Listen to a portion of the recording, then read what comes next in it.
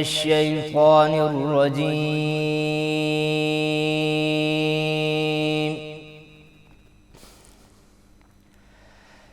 بسم الله الرحمن الرحيم. الرحمن علم القرآن خلق الإنسان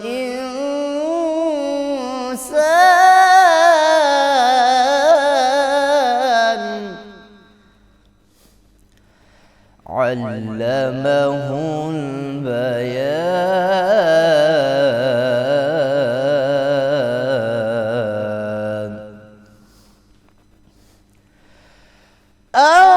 الرحمن علم القرآن خلق الإنسان علمه البيان.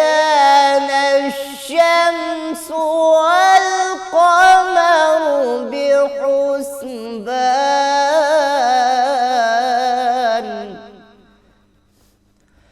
والنجم والشجر يسجدان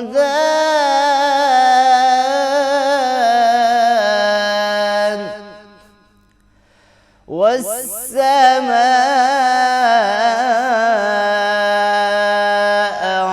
رفعها ووضع الميزان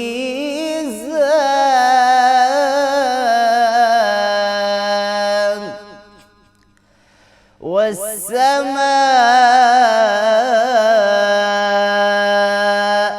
رفعها ووضع الميزان. صدق الله العظيم. अस्सलाम वालेकुम। रूह रमज़ान के खूबसूरत ट्रांसमिशन में आप सबको खुशामदीद। मैं हूँ आपकी होस्ट नूरुल सहर। उम्मीद करती हूँ आप सब ठीक होंगे, खैरियत से होंगे और आपका माह रमज़ान खैर व आफ़ियत से गुजरा होगा। तिलावत आपने सुनी। हमारे साथ कारी मुशर्रफ तुराबी साहब मौजूद थे, बहुत शुक्रिया आपका। रमज़ानुल मुबारक रहमतों, मग़फ़िरतों और निजात का महीना है। ये वो मुक़द्दस महीना है जिसका ज़िक्र कुरान मजीद में आया है और जिसका मकसद हमें तक़वा की बुलंदियों तक ले जाना है। मगर सवाल ये है कि अगर रोज़ा रखने के बावजूद भी हमारे दिल में गुरूर और तकब्बुर बाकी रहे तो क्या हम वाकई रमज़ान की रूह को पा सके? हम सहरी करते हैं, इफ्तार भी करते हैं, तरावी भी पढ़ते हैं और उसके साथ साथ सदका भी देते हैं, लेकिन अगर दिल के किसी कोने में गुरूर और तकब्बुर छुपा बैठा हो तो क्या हमारी इबादत मुकम्मल हैं? और याद रखें, तकब्बुर ही वो जहर था जिसने इब्लीस को सजदे से महरूम कर दिया और एक लम्हे का गुरूर हमेशा की रुसवाई बन गया। रमज़ान हमें झुकना सिखाता है, सिर्फ़ सजदे में नहीं बल्कि मिजाज में भी। और जब हम भूख महसूस करते हैं तो हमें उन लोगों का एहसास होता है जो पूरा साल इसी कैफियत में जीते हैं। और जब हम सफ़ों में कंधे से कंधा मिलाकर खड़े होते हैं तो हमें ये समझ आता है कि अल्लाह के नज़दीक ना कोई अमीर बड़ा है ना गरीब छोटा, बड़ा वही है जो मुत्तकी है। तो फिर आइए इस रमज़ान हम अपनी आवाज़ों, अपने रवैयों और अपनी सोचों से तकब्बुर को निकाल दें और अपनी नेकियों पर फ़ख्र नहीं बल्कि शुक्र अदा करें, क्योंकि इबादत को सबसे ज़्यादा नुकसान गुनाह नहीं गुरूर पहुंचाता है और आजिज़ी ही वो रास्ता है जो हमें अल्लाह के करीब करता है। ये था आज का खूबसूरत सा पैगाम आप सबके लिए। अब आगे बढ़ते हैं। अब रमज़ानुल मुबारक आते ही हर घर में इफ्तार की तैयारियां शुरू हो जाती हैं और सबकी यही ख्वाहिश होती है कि रोज़ा आसानी से गुजरे और सेहत भी ख़राब ना हो। मगर अक्सर लोग चंद ही दिनों में कमज़ोरी, बदहज़मी और सर दर्द की शिकायत करने लगते हैं और ये सवाल जहन में आता है कि आखिर रमज़ान में लोग बीमार क्यों हो जाते हैं। इसी तरह बहुत से अफराद ये भी जानना चाहते हैं कि कौन लोग रोज़ा रख सकते हैं اور گردوں کے مریض روزہ رکھ سکتے ہیں یا نہیں، اور کن بیماریوں میں روزہ رکھنا نقصان دہ ثابت ہو سکتا ہے۔ اور آج انہی اہم اور عام سوالات کے جواب حکیم صاحب سے جانیں گے کہ افطار میں کون سی چٹنی اور غذائیں بہترین ہیں، کن چیزوں سے پرہیز ضروری ہے، اور کن افراد کو روزہ رکھنے میں احتیاط کرنی چاہیے، اور کن مریضوں کو بالکل روزہ نہیں رکھنا چاہیے۔ اور اس پر بات کرنے کے لیے میرے ساتھ موجود ہے حکیم عطاء الرحمان۔ السلام علیکم، کیسے ہیں آپ؟ جی وعلیکم السلام ورحمۃ اللہ۔ اچھا حکیم صاحب، سب سے پہلے تو یہ بتائیں کہ افطار کے ٹائم پہ سب سے بہتر اور اچھی چٹنی کون سی ہے؟ جی بسم اللہ الرحمن الرحیم۔ افطار کے ٹائم پہ جو ہماری چٹنی جو آپ کے دسترخوان کی زینت ہے وہ ہے پودینے کی چٹنی۔ اچھا۔ اور پودینے کی چٹنی آپ کو پتہ ہے ہمارے پرانے لوگ گھروں کے اندر پہلے ہر وقت ہمارے ہر کھانے کی زینت ہوتی تھی، بالکل۔ لیکن جب سے کیمیکل والی چیزیں، جب سے سنتھیٹک چیزوں نے ان کی جگہ لے لی ہے، تو جو قدرتی چیزیں ہم ان سے ہم نے انحراف کیا اور اسی وجہ سے ہم لوگ بیمار ہونے لگ گئے۔ یعنی آپ دیکھیں پودینے کی چٹنی کیا ہے، پودینے کی چٹنی میں پودینہ ہوتا تھا، ادرک ہوتا تھا، لہسن ہوتا تھا، اناردانہ ہوتا تھا، اور جو آپ کی کچن ریسیپی کی جو مسالہ جات ہیں جیسے اجوائن ہے، زیرہ سفید ہے، کچھ میتھی دانہ کلونجی ڈال دیتے تھے، تو یہ، اور نمک حسب ضرورت۔ اور آپ یقین کریں اتنی ڈیلیشیس وہ چٹنی ہوتی تھی کہ اگر وہ ہمارے گھروں میں تو عام دنوں میں بھی ہوتی تھی، لیکن رمضان میں تو اتنا آپ پکوڑے کھائیں، سموسے کھائیں، آپ اس چٹنی سے کھائیں تو وہ آپ کو پکوڑا گیس نہیں کرے گا، میدا آپ کو گیس نہیں کرے گا، کوئی آپ نے ایسی چیز آئلی چیز کھائی ہے وہ آپ کی طبیعت خراب نہیں کرے گی۔ تو پودینے کی یہ چٹنی اگر آپ اپنے کھانوں میں استعمال رکھیں گے، ہمارے آپ دیکھیں نا کیچپ کا ٹرینڈ ہو گیا، مایونیز آ گئی ہیں، طرح طرح کی سنتھیٹک چٹنیاں آ گئی ہیں۔ پہلے وقتوں میں کیا ہوتا تھا، پودینے کی چٹنی بھی بناتے تھے، گھر میں مینگو آم کی چٹنی بنتی تھی، فالسے کی چٹنی بنتی تھی، آلو بخارے کی چٹنی بنتی تھی، تو یہ وہ قدرتی چٹنیاں ہوتی تھی جو ہاضمہ بھی کرتی تھیں، اور جو لوازمات ایسے جو آپ شوقین ہیں کھانے میں، جس سے آپ کا دسترخوان سجتا ہے، ان لوازمات کی جو کمپنسیشن بھی ہوتی تھی۔ بالکل ایسی۔ اچھا، افطار کے وقت کون سی ایسی چیزیں ہیں جو ہم کھائیں تو ہمارا جو معدہ ہے وہ خراب نہیں ہوگا؟ جی افطار کے اندر دیکھیں دو چیزیں ہوتی ہیں ہمارے ہاں، ایک بہت، جہاں آپ نے 12 گھنٹہ صبر کیا ہے تو وہاں آپ کو اگلے بھی 2-4 گھنٹے صبر سے چلنا ہے تو آپ بیمار نہیں ہوں گے، لیکن چونکہ جیسی اذان ہوتی ہے تو ہم ایسے ٹوٹ پڑتے ہیں کھانوں پہ، اور کھانے بھی ایسے ہیں کہ وہ بوفے لگے ہوتے ہیں ہمارے گھروں میں، ایسے ہی ہے۔ تو میں اکثر چینلز پہ یہ بات کرتا ہوں کہ ہم بیک وقت 2 کھانے کھاتے ہیں جس سے ہم بیمار ہوتے ہیں۔ مثال کے طور پہ ایک تو ہم کھانا کھا رہے ہیں جو افطاری ہے، افطاری کے اندر آپ پکوڑے بھی کھا رہے ہیں، سموسے بھی کھا رہے ہیں، دہی بلے بھی کھا رہے ہیں، اور فروٹ چاٹ بھی کھا رہے ہیں، اور مشروبات بھی آپ رنگین پی رہے ہیں سارے، کولڈ ڈرنکس بھی لے رہے ہیں۔ اب اس کے بعد 10 منٹ کے بعد آگے آپ فوری دوبارہ کھانا کھاتے ہیں، تو وہ دوسرا کھانا کس پیٹ میں جائے گا بھائی؟ آپ نے افطاری اتنی سیر ہو کے کر لی ہے کہ کھانے کی تو ضرورت نہیں ہے، لیکن چونکہ ہمارے ذہن میں ہے کہ ابھی تو ہم نے روٹی کھائی نہیں ہے، تو جب تک ہم روٹی نہیں کھائیں گے تو ہمارا وہ کمپلیٹ نہیں ہوگا پروسیجر۔ دیکھیں میڈیکل سائنس یہ کہتی ہے کہ آپ کا جو اسٹمک ہے نا اس کے 3 حصے ہونے چاہیے کھانے کے۔ مثال کے طور پہ ایک حصہ آپ کی غذا کا ہے، ایک حصہ آپ کے ہوا کا ہے کہ آپ کا سانس بھی باہر رہے، یہ نہ ہو کہ آپ کھانا سنت سمجھ کے کھائیں تو وہ مسائل دوسرے بن جائیں، اور تیسرا حصہ آپ کی پانی کا ہے۔ اب کیا کرتے ہیں، جب مرغوب غذائیں ہوتی ہیں تو ہم پانی کو بھی کور کر لیتے ہیں غذا سے، اور ہوا کو بھی کور کر لیتے ہیں، اور وہاں نیک ٹو نیک ہم ایسے ہو جاتے ہیں، ڈکار پھنس جاتی ہے، پھر ہم حکیموں ڈاکٹر کے پاس بھاگتے ہیں کہ ہم بیمار ہو گئے۔ تو ہمیں حفظان صحت کے اصولوں کے مطابق زندگی گزارنی ہے، اور یہ رمضان المبارک کا جو بابرکت مہینہ ہے، اللہ نے یہ جو روزے ہم پہ رکھے ہیں، یہ اللہ نے ہمیں بلیسنگ ہے، ہمارے لیے نعمت ہے، یعنی پورے سال ہم جو بدپیزی کرتے ہیں نا اس کی کمپنسیشن ہوتی ہے اس میں، بالکل ڈیٹاکس کرنے کے لیے ڈیٹاکس کرتا ہے آپ کی باڈی کو۔ دیکھیں پوری دنیا کے اندر انٹرمیڈیٹ فاسٹنگ کا دور ہے۔ انٹرمیڈیٹ فاسٹنگ کیا ہے؟ وہ یہی ہے کہ اپنے سٹمک کو تھوڑا سا اس میں رکھا جائے، ریسٹ میں رکھا جائے، اور اس کو تھوڑا سا جو اس کے بعد گریجولی آپ ڈائٹ لیں۔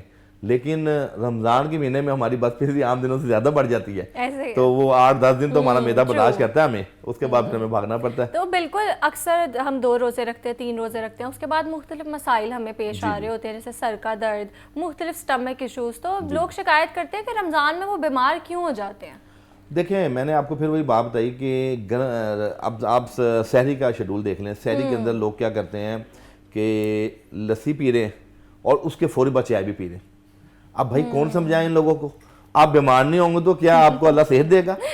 دیکھیں نا دونوں اگینسٹ ٹیمپرامنٹ چیزیں ہیں نا، ایک گرم چیز اور ایک ٹھنڈی چیز ہے۔ جب آپ ایک گرم چیز اور ایک ٹھنڈی چیز کا استعمال کریں گے تو اس صورت میں کیا ہوگا کہ آپ کے اندر کنٹرکشن آ جائے گا۔ نمبر 1 ہمیں چاہیے، ہمارے تمام عوام کو چاہیے کہ بھائی اللہ نے آپ کو یہ جو صحت دی ہے یہ بہت بڑی نعمت ہے، اور یہ جو رمضان ہے نا، ہم دیکھیں کتنا پیسہ لگاتے ہیں اپنا موٹاپا کم کرنے کے لیے، ہم کتنا پیسہ لگاتے ہیں، ڈاکٹروں کو فیسیں دیتے ہیں بھاری برگن کہ ہم اچھی صحت پالیں، لیکن یہ تو اللہ نے ہمیں ایک ایسی ٹریننگ کا سیشن دیا ہے، اس میں اگر ہم بالکل اکارڈنگ ٹو ٹیمپرامنٹ اور اکارڈنگ ٹو طبی اصول ہم چلیں گے تو یقین کریں کوئی بھی شخص رمضان میں بیمار نہیں ہوگا. رمضان تو آیا ہی ہمیں صحت دینے. تو اس کے لیے کوئی حکیمی نسخہ ہے آپ کے نسخہ میں آپ کو بتاتا ہوں. دیکھیں ایک قہوہ میں آج آپ کے اس پروگرام میں بتاتا ہوں. وہ قہوہ جو گھر کے اندر کچن میں اویلیبل ہوتا ہے, 4-5 چیزیں ہیں. مثال کے طور پہ یہ دیکھیں پودینہ, تازہ پودینہ ہے. یہ کتنا خوبصورت اللہ رب العزت نے ہمیں دیا ہے. یہ پودینہ یہ کاربونیٹیو پراپرٹیز رکھتا ہے, گیس نہیں بننے دیتا, پھارا نہیں ہونے دیتا. اینوریکسیا کے جو ایشوز ہوتے ہیں جن کو بھوک نہیں لگتی,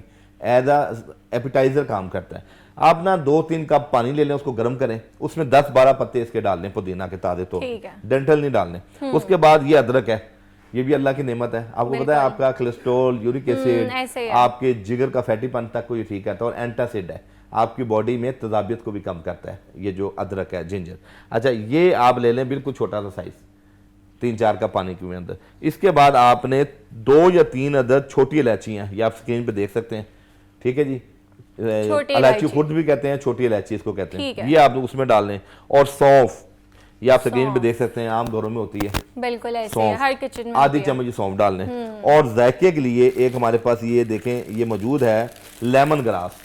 اچھا, یہ آپ دیکھ سکتے ہیں, اس کا قہوہ بھی ہوتا ہے جی. یہ بیسیکلی ریفریجرنٹ ہوتا ہے, طبیعت کو فرحت دیتا ہے, اور لیمن گراس آپ کی ایپیٹائٹ کو بھی بہتر کرتا ہے. یہ تمام چیزیں ڈال کے آپ قہوہ سا بنا لیں, اور اس میں آپ آدھا ٹکڑا یہ لیموں کا نا نچوڑ لیں, اور چینی کی جگہ شکر ملا لیں. جو لوگ یہ کہتے ہیں کہ روزہ جیسے ہی ہم افطاری کرتے ہیں اس کے بعد پیٹ پھول جاتا ہے, الحمدللہ یہ قہوہ تمام بچوں کو پلائیں, گھر میں ہر فرد پیے افطاری کے بعد. ان کو بلوٹنگ نہیں ہوگی, ان کو گیس نہیں ہوگی. اور ہمارے ہاں تو روزہ کھولنے کے بعد لوگ تراویح پڑھنا تو دور کی بات, نماز پڑھنے سے بھی قاصر ہو جاتے ہیں 4 فرض. تو یہ ان لوگوں کے لیے یہ قہوہ تیرے بہدف کام کرے گا. اور میں سمجھتا ہوں کہ ہمیں دوائیوں کی ضرورت نہیں پڑے گی. گھر میں کچن کے اندر اگر آپ یہ قہوہ پی لیں گے. ایک اور کانسیپٹ دیکھیں نا, ہمارے یہاں لوگ چائے فوری پی لیتے ہیں, یعنی ہم کھانے کے فوری بعد چائے پی لیتے ہیں یا ہم بلیک کافی پیتے ہیں. اب کیا ہوتا ہے جب آپ کھانا چھوڑتے ہیں تو آپ کے اللہ کا ایک نظام ہے کہ آپ کے برین میسیج دیتا ہے کہ اب آپ کا ہاضمے والا پروسیجر شروع ہو جائے گا, جس کے اندر کوئی رطوبات پیدا ہوتی ہیں جس کو ہم ہائیڈروکلورک ایسڈ کہتے ہیں. ہائیڈروکلورک ایسڈ ہمارے کھانے کو ہضم کرتا ہے, ہمارے معدے کے لیے بہتر ہے. لیکن جب ہم چائے پیتے ہیں تو وہ ڈرائی ہو جاتا ہے, خشک ہو جاتا ہے, ہمارا ہاضمہ وہاں پہ اور خراب ہو جاتا ہے. اکثر لوگ چائے جب کھانے کے بعد 2-2 کپ 1-1 کپ ہارڈ اور بڑی اسٹرانگ چائے پیتے ہیں تو ان کا معدہ خراب ہو جاتا ہے.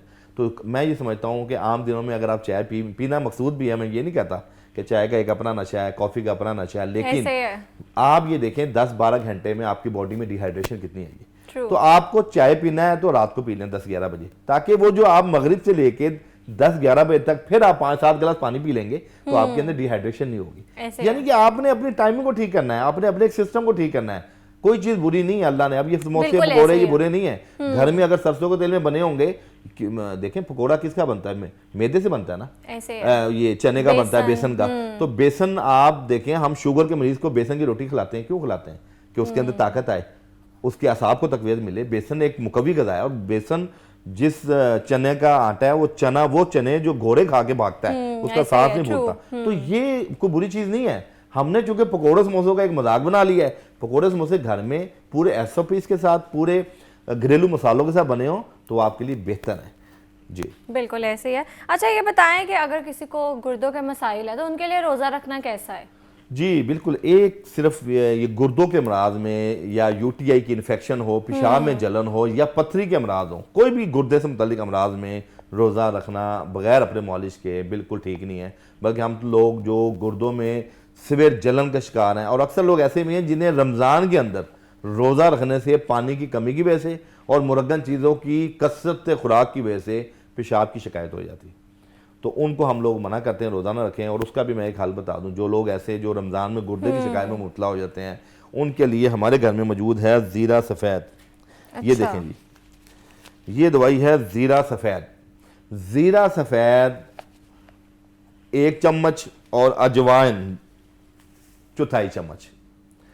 1 چمچ زیرہ سفید, اجوائن 1/4 چمچ, 1 گلاس پانی میں آپ بھگو کے رکھ دیں. اور مثال کے طور پہ مغرب کے ٹائم آپ بھگو کے رکھ دیں, اور سحری سے پہلے جب آپ سحری کے لیے اٹھتے ہیں تہجد کے وقت آپ یہ پانی پی لیں.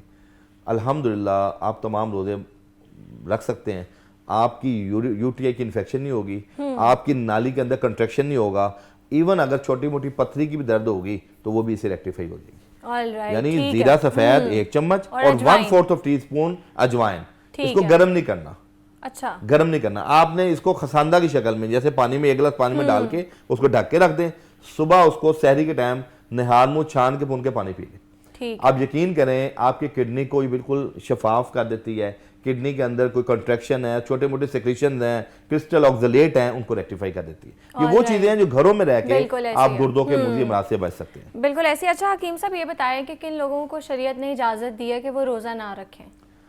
देखें, जो 2-3 लोग ऐसे हैं, मिसाल के तौर पे शरीयत मुतारा के अंदर जो लोग ज़ईफ़ हैं, जिनके अंदर ज़ौफ़ है, बुजुर्ग हैं, उनको शरीयत ने इजाज़त दी है कि आप अपनी जगह किसी को रोज़ा रखवा सकते हैं। दूसरे वो लोग हैं जो किसी ऐसी मूजी बीमारी में मुब्तला हैं जिससे उनका इम्यून सिस्टम ज़ीरो पे आ गया, चाहे वो जवान है, मिसाल के तौर पे कैंसर जैसी कार्सिनोमास के इशूज़ हैं, ऑटो इम्यून डिजीज़ के इशूज़ हैं, या गुर्दों के अमराज में जैसे डायलिसिस जिनके हो रहे हैं, तो ऐसे लोगों को शरीयत मुताहरा में भी उनके लिए माफ़ी है बीमार के लिए, और मेडिकल पॉइंट ऑफ व्यू से भी उनके लिए माफ़ी है, तो वो भी अपना रोज़ा किसी को रखवा सकते हैं। और तीसरा, जो लोग सफ़र में हैं उनके लिए भी रियायत बरती है शरीयत मुताहरा में कि जो लोग सफ़र में जा रहे हैं और वो सफ़र के अंदर आपको पता है बहुत से मसाइल और मसाइब से गुजरना होता है, तो उस सूरत में भी शरीयत ने आपको रोज़ा की माफ़ी दी है। वो आप अल्टरनेटिव डेज में भी रख सकते हैं उसकी, यानी उसकी कज़ा।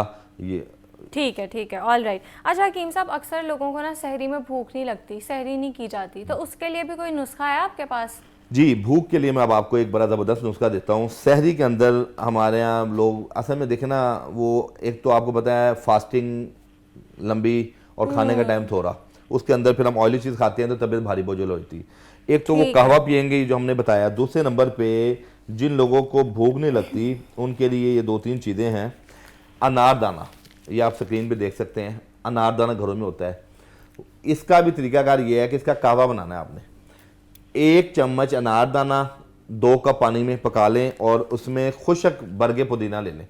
बरगे पुदीना, एक ताज़ा है, ये आपके सामने ताज़ा है, ये खुश्क है, ये पंसार से भी मिल जाते हैं, या घर में ड्राई कर लें तो बिल्कुल ये खुश्क हो जाएंगे। तो आधा चम्मच ये ले लें और उसके अंदर ज़ीरा सफ़ेद, ये भी आप आधी चम्मच डाल लें। ये 3 चीज़ें जिन लोगों को भूख नहीं लगती, वो जो कहते हैं कि हमें भूख नहीं लगती, आप यकीन करें इसका कावा पीना शुरू कर दें लेमन डाल के, शदीद भूख लगेगी उन्हें।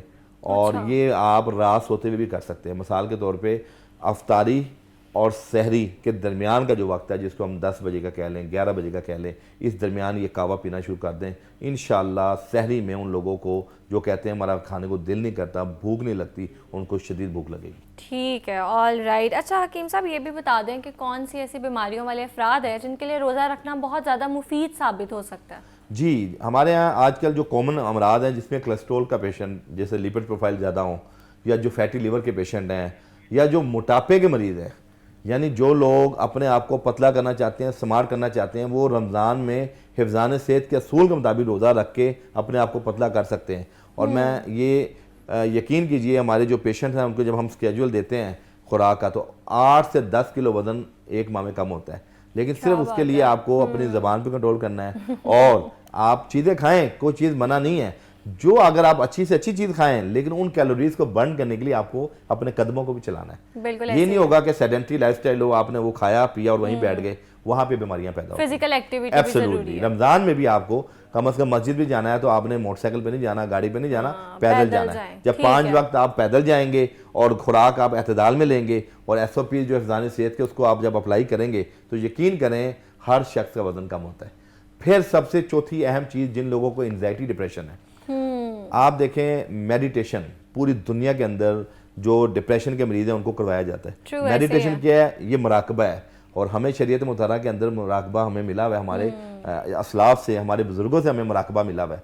तो हम रमज़ान के अंदर, जैसे अभी मुझसे कबल वो डॉक्टर साहबा ने बड़ी खूबसूरत बात की कि तहज्जुद के वक्त आप अल्लाह से मुराकबा करें, अल्लाह से बातें करें और अपनी सोचों को मुस्बत सोचों की तरफ ले जाएं, तो आप डिप्रेशन से भी निकलेंगे, आप एंजाइटी से भी निकलेंगे। और ये जितने जहनी मराज हैं, आपको पता है कि आजकल जनरल हेल्थ से ज़्यादा इंसान मेंटल हेल्थ का शिकार है। बिल्कुल, तो मेंटल हेल्थ जिसकी ठीक होगी, मेडिटेशन काफ़ी हेल्पफुल और यूजफुल है। ऐसे ही है, रमज़ानुल मुबारक के रूटीन के हवाले से बात कर रहे थे और रमज़ान में होने वाले मुख्तलिफ मसाइल उनके बारे में बात कर रहे थे, उनके बारे में हकीमी नुस्खे हमने जाने। हमारे साथ हकीम अताउर रहमान साहब मौजूद है, बहुत शुक्रिया आपका। अभी आ वक्त हुआ एक ब्रेक का, ब्रेक के बाद दोबारा आते हैं।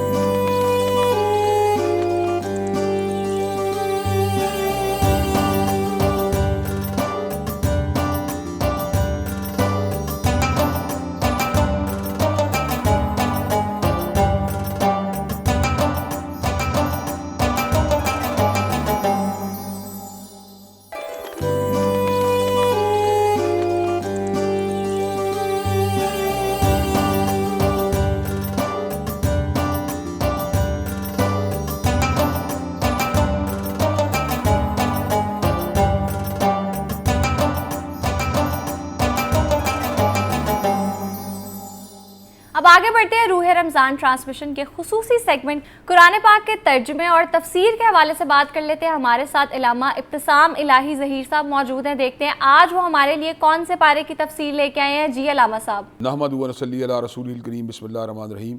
میں میڈم کا شکر گزار ہوں کہ انہوں نے ایک مرتبہ پھر مجھے قرآن مجید کے حوالے سے اپنی گزارشات کو پیش کرنے کا موقع دیا ہے. انشاءاللہ آج میں 8ویں پارے کے حوالے سے اپنی گزارشات رکھوں گا. 8ویں پارے کا آغاز سورہ نام سے ہوتا ہے اور اس کے اندر اللہ تعالیٰ نے بہت سی اہم باتیں کی ہیں. سب سے پہلے اللہ تعالیٰ نے ان کافروں کا ذکر کیا جن کے دلوں میں کفر کا جماؤ بہت مضبوط ہو جاتا ہے. جب کفر ان کے دلوں میں جم جاتا ہے تو اس کے بعد کوئی بھی اللہ تعالیٰ کی نشانی کو دیکھ کر وہ اسلام اور ایمان کے راستے پہ آنے مادہ تیار نہیں ہوتے. اللہ تبارک و تعالیٰ ارشاد فرماتے ہیں وَلَوْ أَنَّنَا نَزَّلْنَا إِلَيْهِمُ الْمَلَائِكَةَ وَكَلَّمَهُمُ الْمَوْتَى وَحَشَرْنَا عَلَيْهِمْ كُلَّ شَيْءٍ قُبُلًا مَا كَانُوا لِيُؤْمِنُوا إِلَّا أَن يَشَاءَ اللَّهُ وَلَٰكِنَّ أَكْثَرَهُمْ يَجْهَلُونَ. کہ اگر ان کے سامنے جو ہے فرشتے بھی اتر آئیں یا مردے کلام کرنا شروع ہو جائیں, ہر چیز کو ہمیں وعدے بھی کر دیا جائے تو کوئی ضروری بات نہیں کہ وہ ایمان لے کے آئیں. ہاں اگر اللہ چاہے تو وہ ایمان لے کے آ سکتے ہیں اور ان کی اکثریت جو ہے وہ جاہلوں کے اوپر مشتمل ہے. اللہ نے قرآن مجید میں ایسے واقعات کو بیان کیا جہاں پر اللہ تعالیٰ کی نشانیوں کو دیکھنے کے باوجود بھی لوگ جو تھے وہ ہلکا بگوش اسلام نہ ہوئے. حضرت صالح علیہ السلام کا واقعہ اس حوالے سے ایک کلیدی اہمیت کا حامل ہے. ان کی قوم کے لوگوں نے اس بات کی طلب کی تھی کہ ہمیں اللہ تعالیٰ کی نشانی کی ضرورت ہے, تو انہیں اللہ تبارک و تعالیٰ جب فریاد اور دعا کی تو اللہ تعالیٰ نے پہاڑ کو پھاڑ کے اس میں سے ایک اونٹنی کو باہر نکالا جو بن باپ اور بن ماں کے پیدا ہوئی تھی. اس نے باہر نکل کے بچہ دیا جو بن باپ کے پیدا ہوا تھا. وہ بستی کی چراگاہوں میں چرتی تھی اور اتنا دودھ دیتی تھی کہ پوری کی پوری بستی کے لوگ جو تھے اس کے دودھ سے سیراب ہو جاتے تھے. لیکن اتنی بڑی نشانی کو دیکھنے کے بعد بجائے اس کے کہ وہ اللہ تبارک و تعالیٰ کی ذات پہ ایمان لے کے آتے, وہ بغاوت اور انحراف کے راستے پہ رہے. انہوں نے اونٹنی کو شہید کر دیا. پھر کیا ہوا, اللہ تبارک و تعالیٰ نے ایک چنگھاڑ کو ان کے اوپر مسلط کر دیا اور وہ قصہ پرینہ بن گئے. اس سے یہ بات ثابت ہوتی ہے کہ در حقیقت جب انسان ایمان اور ایمان کے راستے پہ چل نکلتا ہے تو اس کو کوئی ایک غیر طبی نشانی نہ بھی ملے, وہ تب بھی ایمان ایمان کے راستے پہ رہتا ہے. اور اس کے مد مقابل کو بندہ کفر کے راستے پہ چل نکلتا ہے تو وہ بڑی سے بڑی نشانی دیکھ کر بھی ایمان اور ایمان کے راستے کو قبول نہیں کرتا. ہاں کئی مرتبہ ایسا ہوتا ہے کہ انسان کا ایمان بھی مضبوط اور مستحکم ہوتا ہے, لیکن اللہ تبارک و تعالیٰ کے ملنے والی نشانی کو دیکھ کے اس کے اندر مزید تقویت اور مزید قوت پیدا ہو جاتی ہے. اس صورت میں اللہ نے اس بات کا بھی ذکر کیا ہے کہ اگر زمین کے پر رہنے والوں کی اکثریت کی پیروی کی جائے تو انسان سیدھے راستے پہ نہیں رہ سکتا. بہت سے لوگ جو ہیں وہ اکثریت کی بات پہ بڑا غور کرتے ہیں. اللہ تعالیٰ فرماتے ہیں وَإِن تُطِیعْ أَکْثَرَ مَن فِی الْأَرْضِ يُضِلُّوكَ عَن سَبِیلِ اللَّهِ. اگر آپ زمین کے پر رہنے والوں کی اکثریت کی پیروی کرنا شروع کر دیں, آپ کر دیں, میں کر دوں, یا کوئی کرنا شروع کر دے, تو وہ جو زمین کے پر رہنے والے ہیں وہ اس کو جو ہے منحرف کر دیں گے. کئی مرتبہ کسی بستی میں حق پرستوں کی اکثریت بھی ہو جاتی ہے اور کئی مرتبہ ایسا بھی ہوتا ہے کہ بستی کے مکمل لوگ جو ہوتے ہیں وہ جہالت کے راستے پہ چل نکلتے ہیں. چنانچہ جو ہے اصل بات جو ہے نا وہ اقلیت یا اکثریت نہیں ہے, یہ نمبرز کی بات نہیں. اصل بات تو ایویڈنس کی ہے, دلیل کی ہے. کتاب و سنت کا راستہ جو ہے وہ حرف آخر ہے. اس کے اوپر چلنے والے لوگ تعداد میں زیادہ ہوں پھر بھی حق پہ ہیں, تعداد میں کم ہوں پھر بھی حق پہ ہیں. اسی طرح جو اسلام کا ایک شورائی یا جمہوری کنسیپٹ ہے اس کو بھی سمجھنے کی ضرورت ہے کہ پارلیمان کے ارکان جو اگر کسی چیز کو انڈیکیٹ کرتی ہے ان کی اکثریت کہ یہاں پہ ڈیم بننا چاہیے, یہاں پہ بجٹ کو ایلوکیٹ ہونا چاہیے, ملک میں اس طرح کا نظام چلنا چاہیے, ملک کے اداروں کے درمیان اختیارات کا تبادل یہ ہونا چاہیے, تو ان کی اکثریت کی رائے کو اہمیت دی جا سکتی ہے. مگر مغربی جمہوریت کے برعکس اسلامی جو شورائی تصور ہے اس کے اندر اس بات کی کوئی گنجائش موجود نہیں کہ جو اللہ نے حلال کیا ہے یا اللہ نے جس چیز کو حرام کیا اس کے اوپر جو ہے وہ ووٹنگ کروائی جائے یا اس کے اوپر لوگوں کی رائے لی جائے. تو اس مسئلے کے اندر جو ہے نا ہم اکثریت کی رائے کا بالکل بھی پابند نہیں ہے, بلکہ ہمارے لیے حرف آخر اگر کسی کی بات ہے تو کتاب اللہ کی بات ہے یا سنت رسول اللہ صلی اللہ علیہ وسلم کی بات ہے.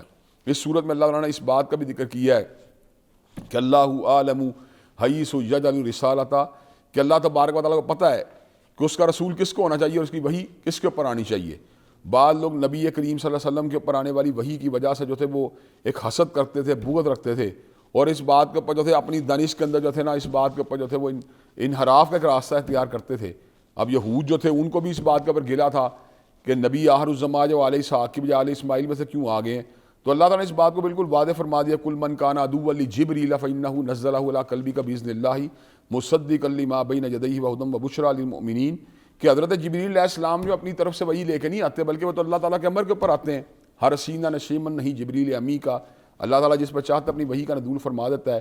چنانچہ اللہ تبارک و تعالیٰ کے ڈیسیجن کو جو ہے چیلنج کرنا یا اللہ تبارک و تعالیٰ کے ڈیسیجن کے بارے میں تحفظات رکھنا یہ کسی بھی مسلمان کے لیے بات جو ہے روا نہیں ہے. مسلمان کا کام یہ ہے سمعنا و اطعنا, کہ جب اللہ تبارک و تعالیٰ حکم آ جائے تو اس کو سامنے سبمٹ کر دینا چاہیے، اس کا سرنڈر کر دینا چاہیے۔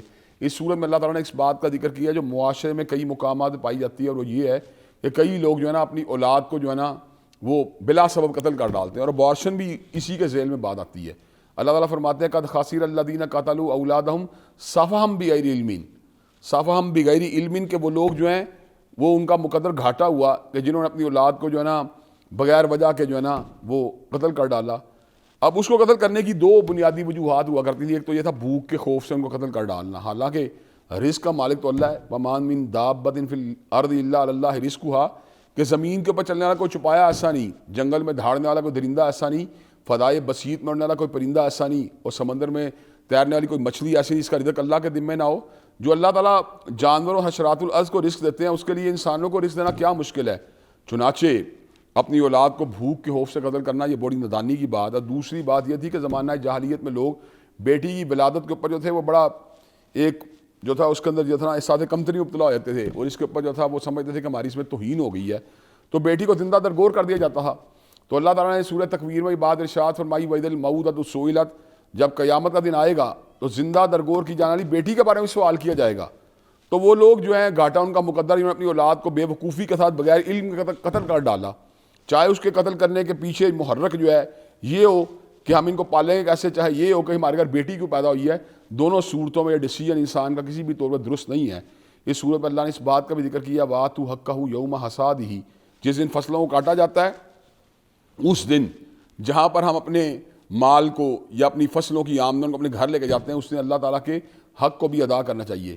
کئی لوگ اللہ تبارک و تعالیٰ کے حق کو ادا کرنے بخل سے کام لیتے ہیں، اور یہ بات کسی بھی طور پہ جو ہے نا مسلمان کے شایان شان نہیں۔ اللہ نے سورہ قلم میں ایک واقعے کو بیان کیا ہے جہاں پہ ایک ذمہ دار تھا جو بڑی سخاوت کیا کرتا تھا، بڑا غریب پرور تھا، اور وہ اپنے مال کے ساتھ جو تھی وہ کفالت کرتا تھا غریبوں کی، یتامہ کی۔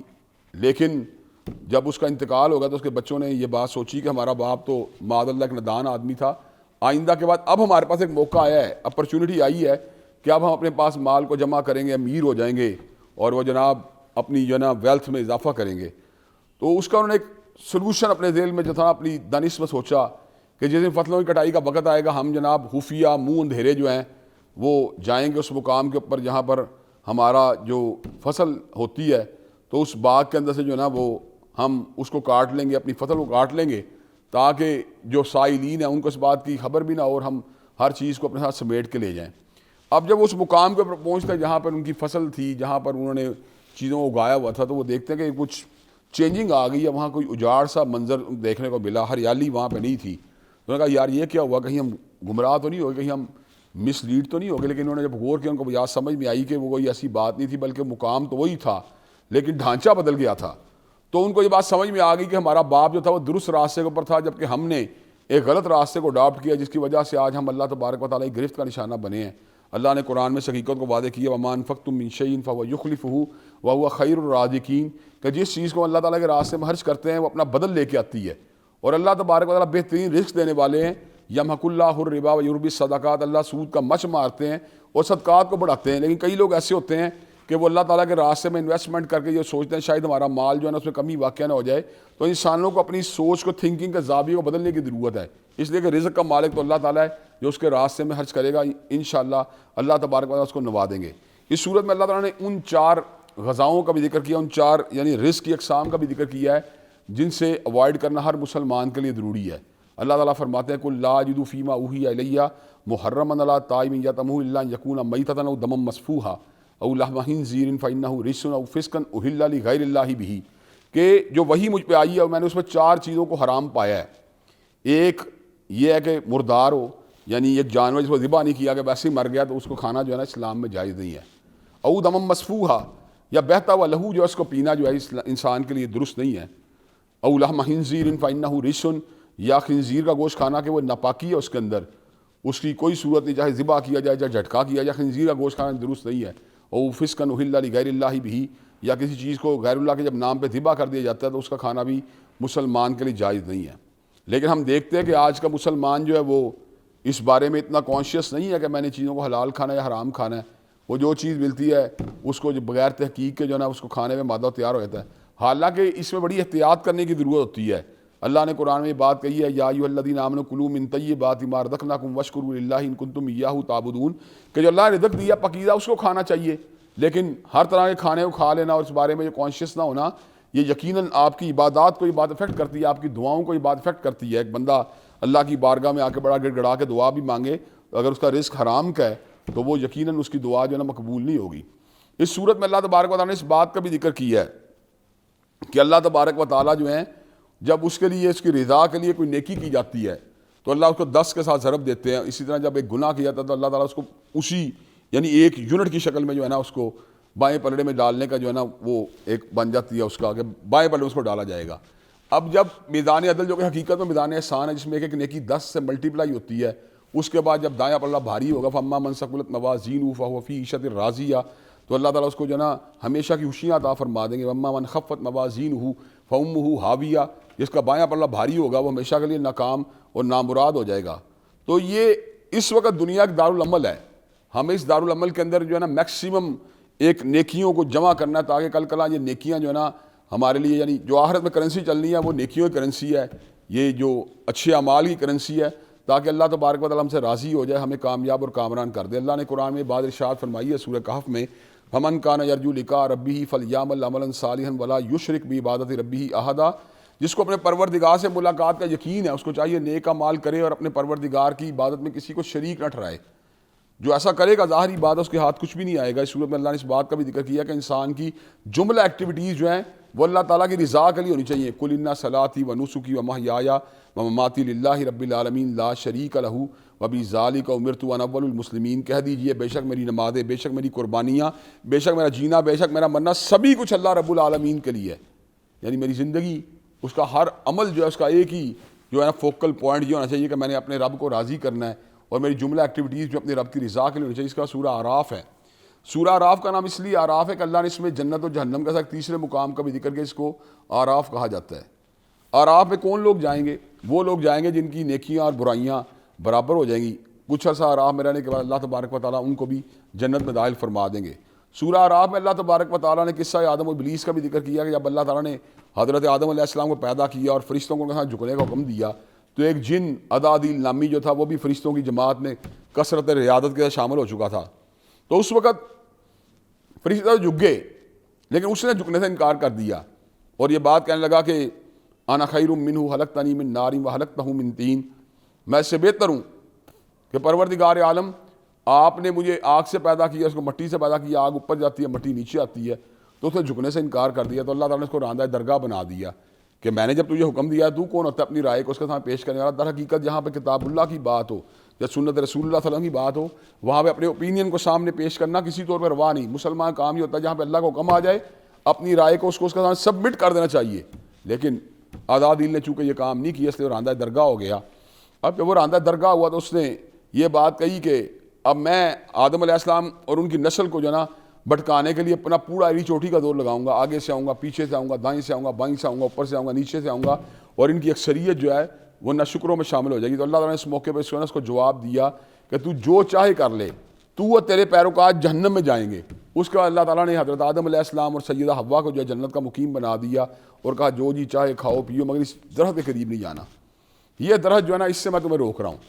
اب ابلیس جو تھا وہ چاہتا تھا کہ حضرت آدم علیہ السلام حضرت حوا کو جو اللہ نے عروج دیا ہے اس کو کسی طریقے سے نا اس کے اندر کوئی تبدیلی لائی جائے۔ تو وہ جناب قسمیں کھاتا ہوا ان کے پاس آیا، کہنے قاسمہما انی لکما لمن الناصحین، قسمیں کھانے لگا میں تمہارا بڑا خیر خواہ ہوں، اور کہنے لگا تمہیں اس شجر ممنوعہ سے اس لیے روکا گیا الا ان تکونا ملکین او تکونا من الخالدین، کہ تم جو ہے فرشتے بن جاؤ گے، تمہیں ہمیشہ کی زندگی مل جائے گی۔ جنت کا موسم، جنت کی بہاریں، جنت کی نعمتیں، انواع اقسام کے کھانے، اللہ کا رضوان، یہ ساری کی ساری ایسی باتیں تھیں جن کی طلب جو تھی حضرت آدم اور حضرت حوا کے اندر جو موجود تھی۔ تو ابلیس کی جھوٹی قسموں کے اوپر جو ہے نا اس کے وسوسہ آیا اور انہوں نے شجر ممنوعہ کے دانے کو کھا لیا۔ اس کے نتیجے کے اندر ان سے لباس جنت کو اتار کر ان کو زمین کے اوپر منتقل کر دیا گیا۔ اب دیکھیں وہ اڑ گئے اپنی بات کے اوپر ابلیس جب اس نے غلطی کی، لیکن یہاں پر حضرت آدم اور حضرت حوا نے کیا کیا، اللہ کی بارگاہ میں آ کے الفاظ کہ ربنا ظلمنا انفسنا وان لم تغفر لنا وترحمنا لنکونن من الخاسرین، اے ہمارے پروردگار ہم نے اپنی جانوں پہ ظلم کیا ہے، اگر آپ نے ہمیں معاف نہ کیا، ہم پہ رحم نہ کیا تو ہم خسارہ پانے والوں میں شامل ہو جائیں گے۔ اللہ تعالیٰ نے ان کی جناب توبہ قبول کر کے ان کے مقام کو بلند کر دیا اور ساتھ یہ بات ارشاد فرمائی فَإِمَّا يَأْتِيَنَّكُم مِّنِّي هُدًى فَمَن تَبِعَ هُدَايَ فَلَا خَوْفٌ عَلَيْهِمْ وَلَا هُمْ يَحْزَنُونَ کہ میری طرف سے تمہارا ہدایت آئے گی اور جو میری بھیجی ہدایت پہ عمل کرے گا اللہ تعالیٰ اس کے خوف بھی دور فرما دے گا اور اسے غموں کو بھی دور فرما دے گا۔ اس صورت میں اللہ تعالیٰ نے اس بات کا بھی ذکر کیا ہے کہ اللہ تبارک و تعالیٰ جو ہیں ان کے سامنے جب انسان پکارے اس کے پکار کا انداز کیا ہونا چاہیے، اس کو چاہیے کہ وَدْعُوهُ خَوْفًا وَطَمَعًا إِنَّ رَحْمَتَ اللَّهِ قَرِيبٌ مِّنَ الْمُحْسِنِينَ کہ وہ اللہ تبارک و تعالیٰ کو خوف اور امید کے ساتھ پکارے۔ خوف کس بات کا اور امید کس بات کی؟ امید اس بات کی کہ اللہ کا فضل بہت بڑا ہے اور اللہ تبارک و تعالیٰ اپنے فضل بے پایاں سے مجھے نوازیں گے، اور خوف اس بات کا کہ میں نے اللہ تعالیٰ کی جو نافرمانیاں کی ہیں، جب میں نے جو گناہ کیے ہیں، کہیں ایسا نہ ہو کہ میری دعا کی قبولیت کے راستے میں کہیں وہ رکاوٹ نہ بن جائیں۔ تو اللہ تبارک و تعالیٰ سے جب انسان جو ہے اس طریقے سے مانگتا ہے تو اللہ تبارک و تعالیٰ جو ہیں وہ اس کے اوپر اپنے انعامات و اکرام کی برکھا کو برساتے ہیں، اور ساتھ اللہ نے یہ بھی فرما دیا ان رحمت اللہ قریب من المحسنین کہ بے شک اللہ تبارک و تعالیٰ کی رحمت جو ہے وہ محسنین کے اور نیکوکاروں کے بہت ہی قریب ہے۔ اللہ تبارک و تعالیٰ نے صورت میں ایک اور بات کا ذکر کیا جس کو اگر اڈاپٹ کر لیا جائے تو میں یہ بات سمجھتا ہوں کہ انسان کی زندگی کے اندر بہت سی بیماریاں جو ہیں یا بہت سی جو صحت سے متعلقہ مسائل ہیں وہ بھی حل ہو سکتے ہیں۔ اور ایک بات ذہن میں رکھنے کی اللہ نے یہ بھی بتائی کہ انہ یراکم ہوا وقبیلہ من حیث لا ترونہم، وہ اور اس کا قبیلہ تمہیں وہاں سے دیکھتا جہاں سے تم ان کو نہیں دیکھتے۔ اپنا دیدہ دشمن کا مقابلہ کرنا بڑا مشکل ہوتا ہے۔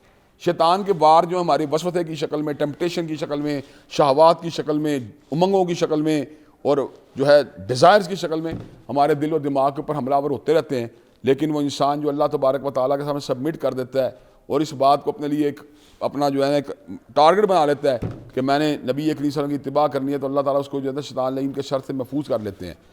اس صورت میں اللہ نے ان اقوام کا بھی ذکر کیا ہے جو اپنی بے تدالیوں کی وجہ سے اللہ تعالیٰ کے غضب کا نشانہ بنی۔ قوم نوح کے لوگ ایک سیلاب کا نشانہ بنے، قوم عاد کے لوگ جو ہیں وہ آندھیوں کا نشانہ بنے، قوم سمود کے لوگ جو ہیں وہ چنگھاڑ کا نشانہ بنے، اور قوم لوط کے اوپر اللہ نے پتھروں کی بارش کو برسایا، اور قوم مدین کے لوگ جو تھے وہ چیخ کا نشانہ بنے۔ یہ تمام کے تمام لوگ جو تھے وہ اللہ کے غضب کا اس لیے نشانہ بنے کہ انہوں نے اعتدال کے راستے کو چھوڑ دیا تھا، وہ حد اعتدال سے تجاوز کر گئے تھے، اور وہ کسی بھی صورت جو تھے اپنے نبیوں کی دعوت کو قبول کرنے کے لیے مادہ تیار نہیں تھے۔ چنانچہ اللہ تبارک و تعالیٰ نے ان کو قصہ پارینہ بنا کر آنے والے لوگوں عبرت دلائی اور آنے والے لوگوں کو اس بات کی تنبیہ کی کہ اگر تم لوگ بھی سیدھے راستے پر نہیں رہو گے تو تمہارا انجام بھی وہی ہوگا جو اقوام سابقہ کا انجام ہوا تھا، کہ تمہیں بھی جو ہے ڈسٹرکشن کا سامنا کرنا پڑ سکتا ہے، تمہیں بھی تباہی و بربادی کا سامنا کرنا پڑ سکتا ہے۔ یہ الگ بات ہے کہ نبی کریم صلی اللہ علیہ وسلم کی دعا کی وجہ سے امت محمدی صلی اللہ علیہ وسلم جو ہے وہ کولیکٹیو عذاب سے محفوظ رہے گی، لیکن اس کے باوجود انفرادی طور پہ یا ایک لوکلائز لیول کے اوپر یا محدود سطح کے اوپر جو ہے ان کو اللہ تبارک و تعالیٰ کی طرف سے یا مختلف طرح کی کلیمٹیز کا، مختلف طرح کی آفات کا، مختلف طرح کی ڈسٹرکشن کا سامنا کرنا پڑ سکتا ہے۔ اللہ تبارک و تعالیٰ ہمیں ان اعمال کرنے کی وہ اعمال کرنے کی توفیق دے جن کے ذریعے اللہ ہم سے راضی اور ہمیں حیات طیبہ نصیب ہو۔ اس لیے کہ اللہ نے یہ بات کہی ہے من عمل صالحا من ذکر او انثی وهو مؤمن فلنحیینہ حیاۃ طیبۃ، جو بھی نیک عمل کرے گا مرد ہو یا عورت ہو اللہ اس کو طیب زندگی عطا فرمائے گا۔ تو ڈسٹرکشن والے کام کرنے کی بجائے اللہ ہمیں سکینت والے کام، اللہ ہمیں زندگی والے کام کرنے کی توفیق دے۔ جو باتیں کہی گئی ہیں وہ قرآن مجید ان سب پہ ہمیں عمل کرنے کی توفیق دے۔ وآخر دعوانا الحمدللہ رب العالمین۔ بہت شکریہ آپ کا۔ اب یہ وقت ہوا ایک بریک کا، بریک کے بعد دوبارہ آتے ہیں۔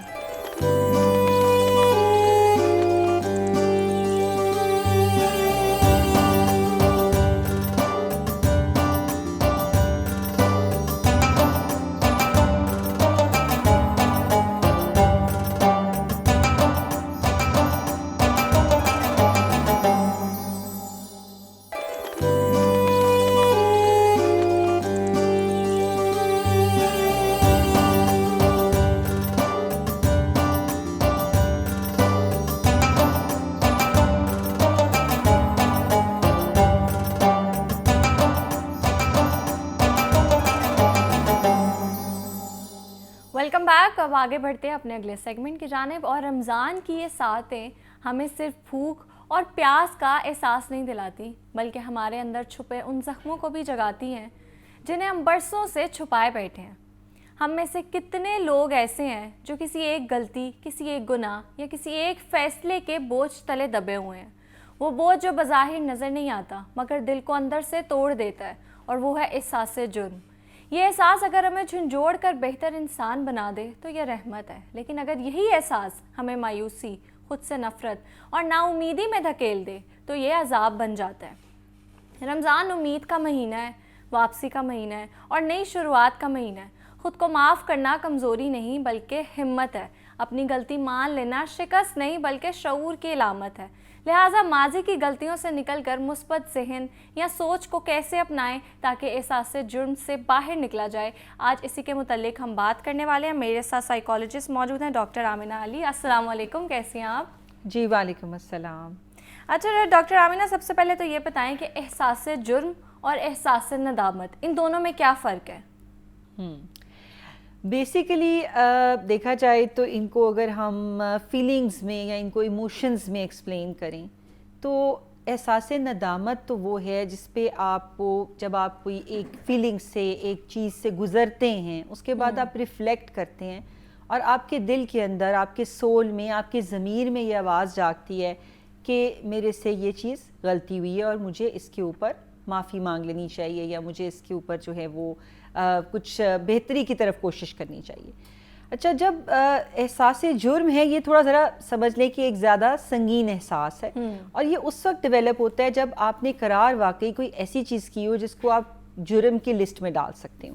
دیکھیں زندگی میں مختلف طرح کی غلطیاں ہوتی ہیں، معمولی غلطیاں ہو سکتی ہیں، چھوٹی موٹی، کسی کا دل دکھا دیا، کسی کے ساتھ آپ نے کبھی کوئی ہلکی پھلکی سی زیادتی نادانستگی میں بھی ہو جاتی ہے۔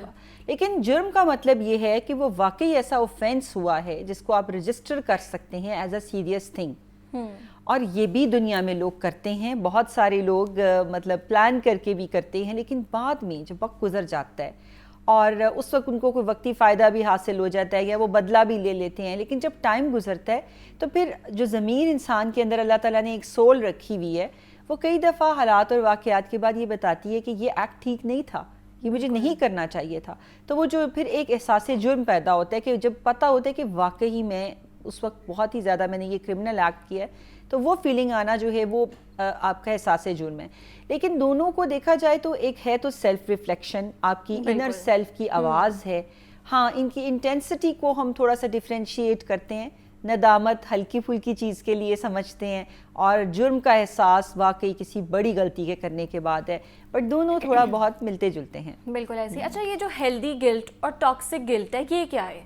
دیکھیے ہیلدی گلٹ تو یہ ہے نا کہ آپ کو کسی بھی چیز کے بعد یہ احساس ہوا کہ یہ چیز مجھے ایسے نہیں کرنی چاہیے تھی، آپ کوریکٹیو ایکشن لیتے ہیں، آپ چیز کو بہتر کرنے کی کوشش کرتے ہیں کہ یار میں نے ایک دفعہ یہ کیا، اب نو دس از ناٹ دا وے، مجھے اسے تبدیل کرنا ہے یا مجھے اس کو کمپنسیٹ کرنا ہے۔ جہاں پہ ٹاکسٹی آ جاتی ہے نا وہاں پر آپ چیزوں کو ایک لیئرز کی صورت میں انریزالو چیزیں آپ پائل اپ کرتے جاتے ہیں اور وہاں پر آپ چیزوں کو اور زیادہ برے طریقے سے ہینڈل کرتے ہیں، یعنی کہ آپ نے وہ ایک پیٹرن ہی لرن کر لیا کہ اگر ایک چیز ہو گئی ہے تو ٹھیک ہے، اب اس کو پازیٹیولی کمپنسیٹ کرنے کے بجائے مزید ریاکشن فارمیشن میں اب ایسے ایکشن کرتے ہیں جو اور زیادہ ورسن کر دیتے ہیں سچویشن کو۔ جیسے ہمارے ہر انسان کے نا ہیومن بیہیویئرز میں کچھ ڈیفینس میکانزمز ہوتے ہیں کہ کوئی چیز کسی سچویشن میں ریاکشن میں ہم نے کیسے رسپونڈ کرنا ہے۔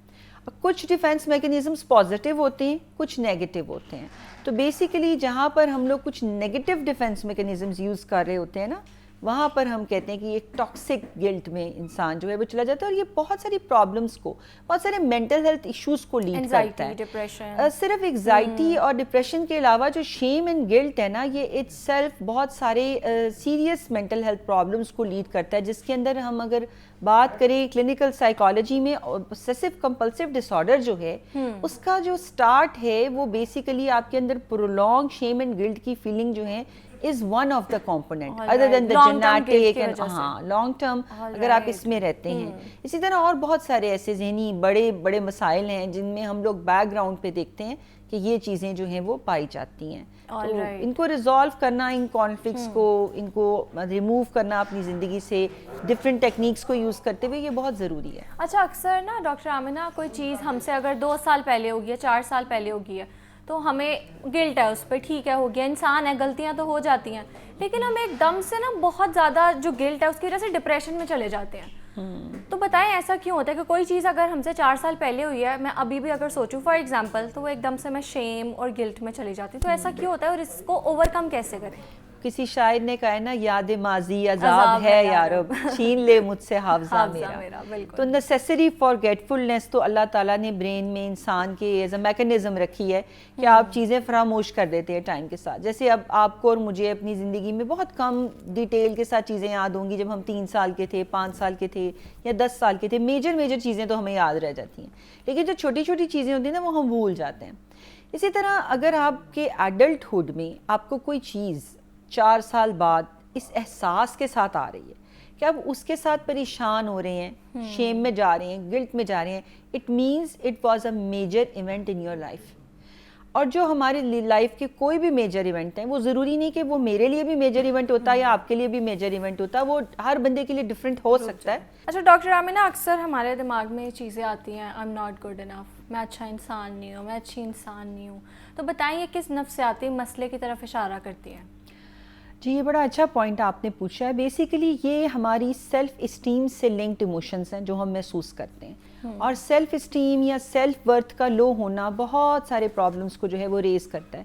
ایک انٹرسٹنگ ریسرچ فائنڈنگ آپ کے ساتھ شیئر کرتی ہوں کہ ہمارے ہاں جو انڈر ڈیولپ کنٹریز ہیں جیسے پاکستان اینڈ فیو ادرز، ان کی اگر ہم ایمرجنگ ایڈلٹس جو کہ 18 سے 25 سال کی عمر کے نوجوان ہیں، ان کی اگر میں سیلف اسٹیم کو کمپیئر کروں ڈیولپ کنٹریز کے لوگوں کے ساتھ تو تقریباً اس میں 10 پوائنٹس ہمیں لو نظر آتے ہیں. یعنی اگر روزنبرگ سیلف اسٹیم ایک بڑا اسٹیبلش اسکیل ہے، اس کے اوپر ہم دیکھیں اس کا ٹوٹل سکور اگر لیٹ سے 40 ہے تو ہمیں ڈیولپ کنٹریز میں لوگ 35 ایوریج سکور کرتے نظر آتے ہیں، جبکہ پاکستان میں یہ 25 یا اس سے بلو جاتا ہے. تو یہ انڈیکیٹ کرتا ہے کہ ہمارے ہاں جینونلی لوگ جو ہیں وہ لو سیلف اسٹیم کا شکار ہیں اور وہ اپنے آپ کو بہت ساری چیزوں میں ناکام محسوس کرتے ہیں اور وہ اپنی ورتھ کو میں نہیں سمجھتے کہ وہ ورتھی انف ہیں ٹو ڈو اینی تھنگ. اور جو علاقے کالونائز رہے ہیں ان لوگوں میں یہ چیز ہوتی ہے. جی میں نے جیسے انڈر ڈیولپ کنٹریز کی بات کی تو this could also be one aspect کہ آپ ابھی تک ویسے تو ہمیں سوسائٹی ابھی تک اس غلامانہ ذہن سے نہیں نکل سکے، تو کہیں نہ کہیں ان چیزوں کا ایک ہمارے کولیکٹیو پاسٹ کا انکانشیس پاسٹ کا ایک امپیکٹ جو ہے وہ ہمیں اپنی جو ہے وہ احساس سے کمتری کا ہونا جو ہے اور یہ اپنی اندر ناکامی کا احساس ہونا یہ اس کے ساتھ لنکڈ ہوتا ہوا نظر آتا ہے. بالکل ایسے. اچھا جو سیلف فارگیونیس اور اکاؤنٹیبلٹی ہے ان دونوں کو آپس میں ہم بیلنس کیسے کریں؟ دیکھیے سیلف فارگیونیس تو بہت ضروری ہے کیونکہ اگر ہم اپنے لیے کمپیشنیٹ نہیں ہیں نا، ہم سیلف کمپیشن نہیں رکھتے تو ہم تو اپنے آپ کو کبھی بھی کسی بھی چیز کے لیے معاف ہی نہیں کر سکتے. کیونکہ زندگی جو ہے وہ تو ایک رولر کوسٹر ہے، اس میں اچھی چیزیں بری چیزیں ہر سب کچھ ہے، غلطیاں بھی ہو جاتی ہیں، ہمیں ناکامیوں کا بھی سامنا کرنا پڑتا ہے. لیکن اگر ہم خود کو اپنی کسی بھی غلطی کے لیے کبھی بھی معاف نہ کر سکیں اور ہمیشہ ہم لوگ جو ہیں وہ اپنے آپ کو ایک کٹہرے میں ہی کھڑا رکھیں تو پھر ظاہری بات ہے کہ زندگی تو بہت مشکل ہو جاتی ہے. تو اس لیے میرا خیال ہے کہ ایک تھوڑا سا اپنے آپ کو ایک یہ مارجن دینا کہ ایز اے ہیومن بینگ غلطی ہو سکتی ہے، اس کو ایکسیپٹ کرنا اور کریکٹیو ایکشن لینا. اکاؤنٹیبلٹی اگر ہو تو یہ تو بہت اچھی چیز ہے، لیکن اکاؤنٹیبلٹی اس حد تک نہیں ہونی چاہیے کہ آپ کا سیلف کمپیشن ہی کمپرومائز ہو جائے. یعنی اگر آپ اکاؤنٹیبل ہیں، آپ نے کچھ غلط کیا، ہمیں ایز اے اشرف المخلوقات ایز این انسان اپنے لیے ہمیشہ اکاؤنٹیبل تو رہنا چاہیے نا اپنے ڈیڈز کے لیے. کچھ غلط ہوا تو اس کو ہم احساس کریں کہ غلط ہوا. اب وہاں پر پرابلم آتی ہے جہاں پر آپ اس کو شیم یا گلٹ میں کنورٹ کر لیتے ہیں اور آپ اس سے کبھی ریکور نہیں ہو سکتے. نہیں، یہ نہیں کرنا. اسٹریٹجی یہ ہے کہ جب آپ نے اکاؤنٹیبلٹی کی اس کے بعد آپ کریکٹیو ایکشن لیں. کریکٹیو ایکشن یہ ہے کہ اگر تو وہ کوئی کسی دنیا میں موجود کسی انسان کے ساتھ آپ کا مسئلہ ہے، اس کو پہلے اکنالج کریں کہ میں نے کیا کیا تھا، کیا غلطی کی تھی. Just go and talk to that person open heart کے ساتھ، اس سے کہیں کہ یہ وقت تھا، یہ چیز ہوئی، میں نے یہ غلط کیا، مجھے نہیں کرنا چاہیے تھا، آئی فیل سوری فار دیٹ. آدھا مسئلہ تو وہیں حل ہو جاتا ہے. اچھا کچھ سچویشنز ایسی ہوتی ہیں جہاں آپ نے کسی کا پردہ رکھنا ہے، جہاں آپ کوئی ایسے آفیشیل ایڈمنسٹریٹو پرسنل فیمیلیل ایشو کے اندر موجود ہیں جہاں پر آپ یہ نہیں کر سکتے. پھر کیا کرنا ہے؟ پھر آپ نے اپنے آپ کو خود کو اس چیز کے لیے کس طرح سے کرنا ہے کہ آپ نے اللہ تعالیٰ سے اس کے لیے معافی مانگنی ہے.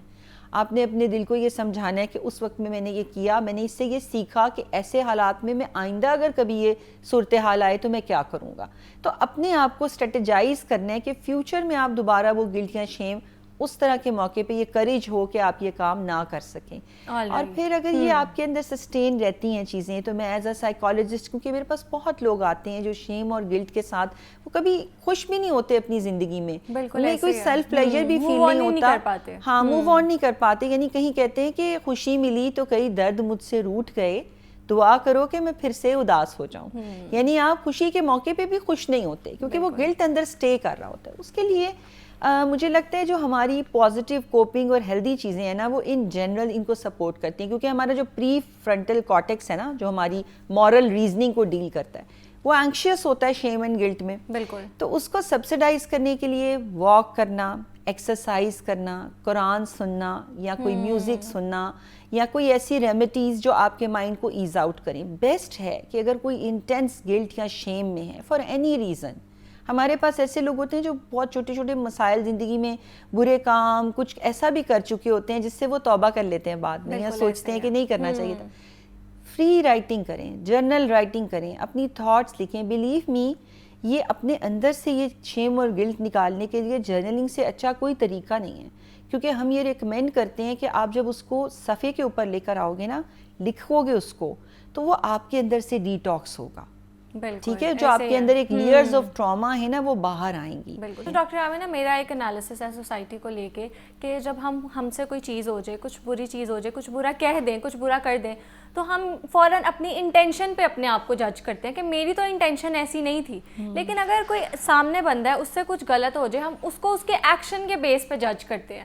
تو don't you think it's wrong, اور اس پر ہم کام کیسے کریں؟ یہ بالکل آپ نے بڑی اچھی پوائنٹ, ہمارا ایک سوشل ڈائلیما ہے کہ ہم ویسے ہی بہت ججمنٹل ہیں. یعنی ہم تو بائک کے اوپر ایک لڑکی اور ایک لڑکے کو جاتا ہوا دیکھیں تو ہم ہمیشہ یہی سمجھتے ہیں کہ یہ لوگ کوئی نہ دو لوگ ڈیٹ پہ جا رہے ہیں. ہم یہ نہیں سوچتے کہ یہ دونوں کوئی بہن بھائی ہو سکتے ہیں یا میاں بیوی ہو سکتے ہیں. یعنی کہ کسی کو بھی ہم دیکھتے ہیں تو ہم اس کو اپنا لینز اپنا میننگ فوراً دے دیتے ہیں. ایسے ہی یہ بہت زیادہ ایک کامن ہماری چیزیں ہیں, اور کسی سچویشن یا واقعے میں ہم نے فوراً سے ایسے جج کیا.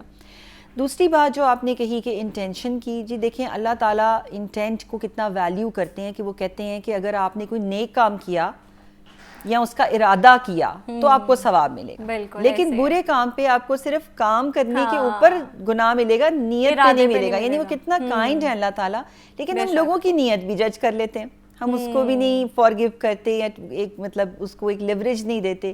تو اپنے لیے ظاہری بات ہے ہر چیز کو یہ محسوس کرنا کہ ہماری نیت ٹھیک ہے تو وہ دوسرا آپ کی نیت کو کیسے لے رہا ہے, یہ ایک بڑی امپورٹنٹ بات ہے.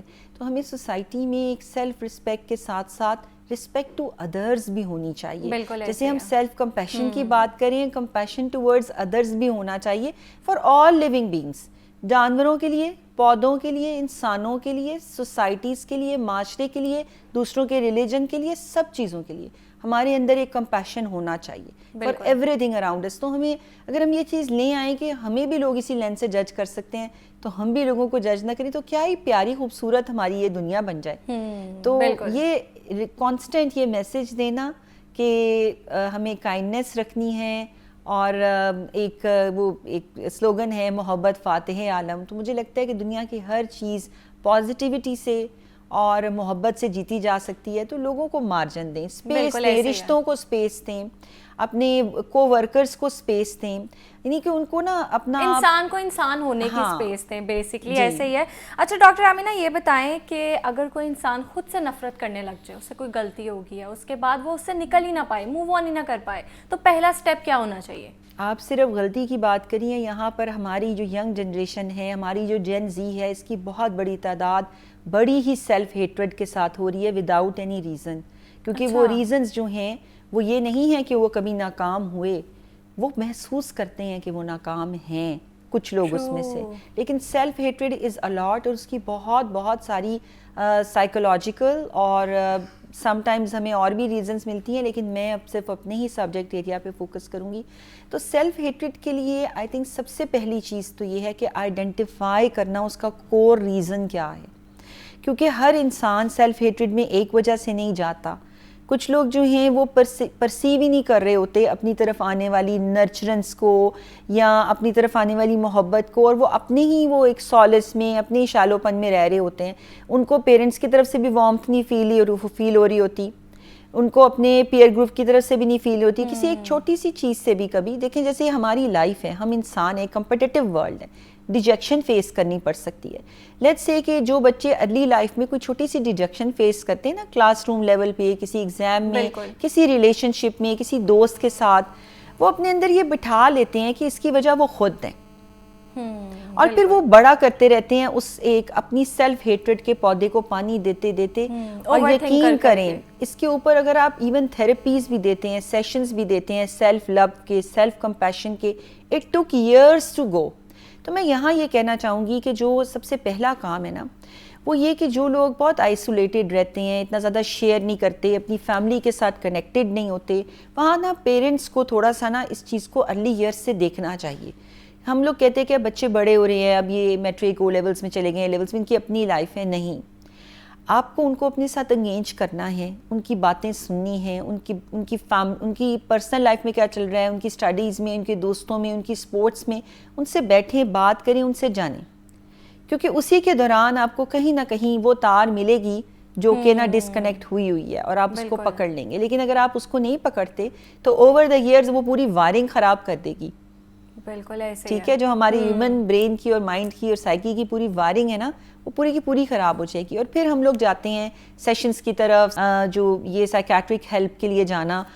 جو ہمارے ینگ لوگ ہیں وہ بہت ساری اس وقت ایسی میڈیسنز, میں نام نہیں لوں گی, جو ریلیکس کرتی ہیں مائنڈ کو اور برین کو. ہمیں دوائی کی طرف ضرور جانا چاہیے, لیکن ایز اے لاسٹ ریزورٹ. بالکل پہلے ہمیں اپنے فیملی یونٹ کو اسٹرانگ کرنا ہے, ہمیں اپنی ایکٹیو لسننگ سکلز بڑھانی ہے. جب ہمارے پاس ہمارے دوست, ہمارے بچے, ہمارے بہن بھائی بیٹھ کے بات کریں ہو تو ان کو ایکٹیولی سنیں, اس وقت ان کو حش نہ کریں, اچھے لسنرز بنیں, کیونکہ سم ٹائم صرف کسی کی بات سننے سے ہی نا اس کی ایک ہاف تھراپی ہو رہی ہوتی ہے. ایسے ہی ہے, ٹرو, بالکل ایسے ہی ہے. اچھا یہ بتائیں کہ جو مذہبی عبادات اور توبہ ہے, یہ اس میں کیا رول پلے کرتے ہیں؟ میرا خیال ہے کہ religious coping as been established as a very fundamental unit across the world. صرف اسلام میں نہیں, ہر جگہ پہ ریلیجیس کوپنگ کا ایک بہت بڑا امپورٹنٹ میکنزم ہے. And as Muslim and as believers میں سمجھتی ہوں کہ سب سے پیاری کوپنگ اسٹریٹجی جو آپ آرام سے جا سکتے ہیں, جس کی طرف اگر آپ تھوڑا سا بھی ریلیجن کی طرف لگاؤ رکھتے ہیں تو وہ آپ کو بہت سود کرتی ہے. دیکھیے یہ جو پورا ہمارا کانسیپٹ ہے, وضو کا کانسیپٹ ہے, جیسے آپ کلینز کرتے ہیں اپنے آپ کو, طہارت کا کانسیپٹ ہے, غسل کا کانسیپٹ ہے, یہ اٹ سیلف آپ کے اندر ایک پاکیزگی, نورانیت, یہ چیزیں لے کے آتی ہیں. اور آپ نے جب بھی کچھ کرنا ہے, آپ نے اللہ کی طرف رجوع کرنا ہے, تو پہلا سٹیپ تو یہی ہے نا. تو آپ جب خود کو کلینز کرتے ہیں اور اس کے بعد آپ اللہ تعالیٰ کے پاس بیٹھ کے آپ کوئی تسبیح کر رہے ہیں, آپ درود شریف پڑھ رہے ہیں, یہ چیزیں ہم اگر اس کو دیکھیں کہ ہمارے سبجیکٹس بتاتے ہیں کہ یہ میڈیٹیشن ہے, مانتراز ہیں جو بدھ مت میں کیے جاتے تھے اور ریلیجنز میں. اللہ تعالیٰ نے تو ہمیں اتنا پیارا دین اور اتنا سارا کچھ دے دیا سیکھنے کے لیے کہ ہمیں اور وہ چیزیں اس کے لیے ایکسپلور کرنے کی ضرورت ہی نہیں ہے. تو وہ ود ان دیئر ہم اگر کچھ بھی اپنے آپ کو ریلیجن کے ساتھ کوپ کرنا چاہیں تو میں سمجھتی ہوں یہ بیسٹ ہے. اور میں یہ آپ کے آڈینس کو اس پروگرام کے توسط سے کہوں گی کہ بیسٹ ٹائم ہے کہ آپ تھوڑا سحری سے پہلے اٹھیں, اور وہ جو تہجد اور فجر کے درمیان کا وقت ہے اس کو ویسٹ نہ کریں. اس ٹائم پہ آپ ضرور اللہ سے کنیکٹ ہونے کی کوشش کریں, اپنے سیلف سے کنیکٹ ہونے کی کوشش کریں. ایون اف اگر آپ اتنے اسٹرانگ بلیورز نہیں ہیں کہ آپ کو لگے کہ you are directly communicating with your almighty, تو جو بھی آپ کا اینکر ہے, آپ کا سولس ہے, اس کے ساتھ کنیکٹ ہوں. بالکل ایسے ہی ہے. گلٹ کے حوالے سے بات کر رہے تھے اور میں نے کہیں پہ پڑھا تھا کہ guilt can either become your teacher اور اے پریزن. اب چوائس آپ کی ہے. میرے ساتھ ڈاکٹر آمینہ معظم موجود تھی, بہت شکریہ آپ کا. اب یہ وقت ہوا ایک بریک کا, بریک کے بعد دوبارہ آتے ہیں.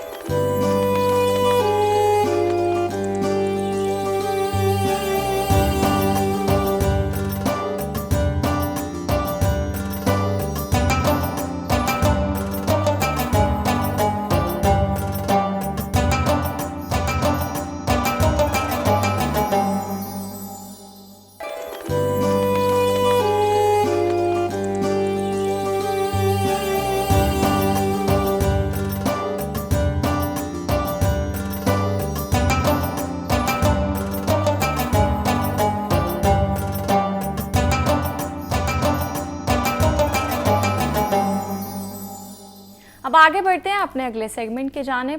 رمضان اپنی پوری رحمتوں اور برکتوں کے ساتھ ہمارے درمیان موجود ہے, لیکن ہم روزہ تو رکھتے ہیں, قرآن بھی پڑھتے ہیں اور صدقہ بھی دیتے ہیں, مگر اگر ہماری زبان نے کسی کی عزت اچھالی ہو، ہمارے ہاتھوں نے کسی کا حق دبا لیا ہو، یا ہمارے غرور نے کسی کو رلا دیا ہو، تو کیا ہم واقعی کامیاب روزے دار ہیں؟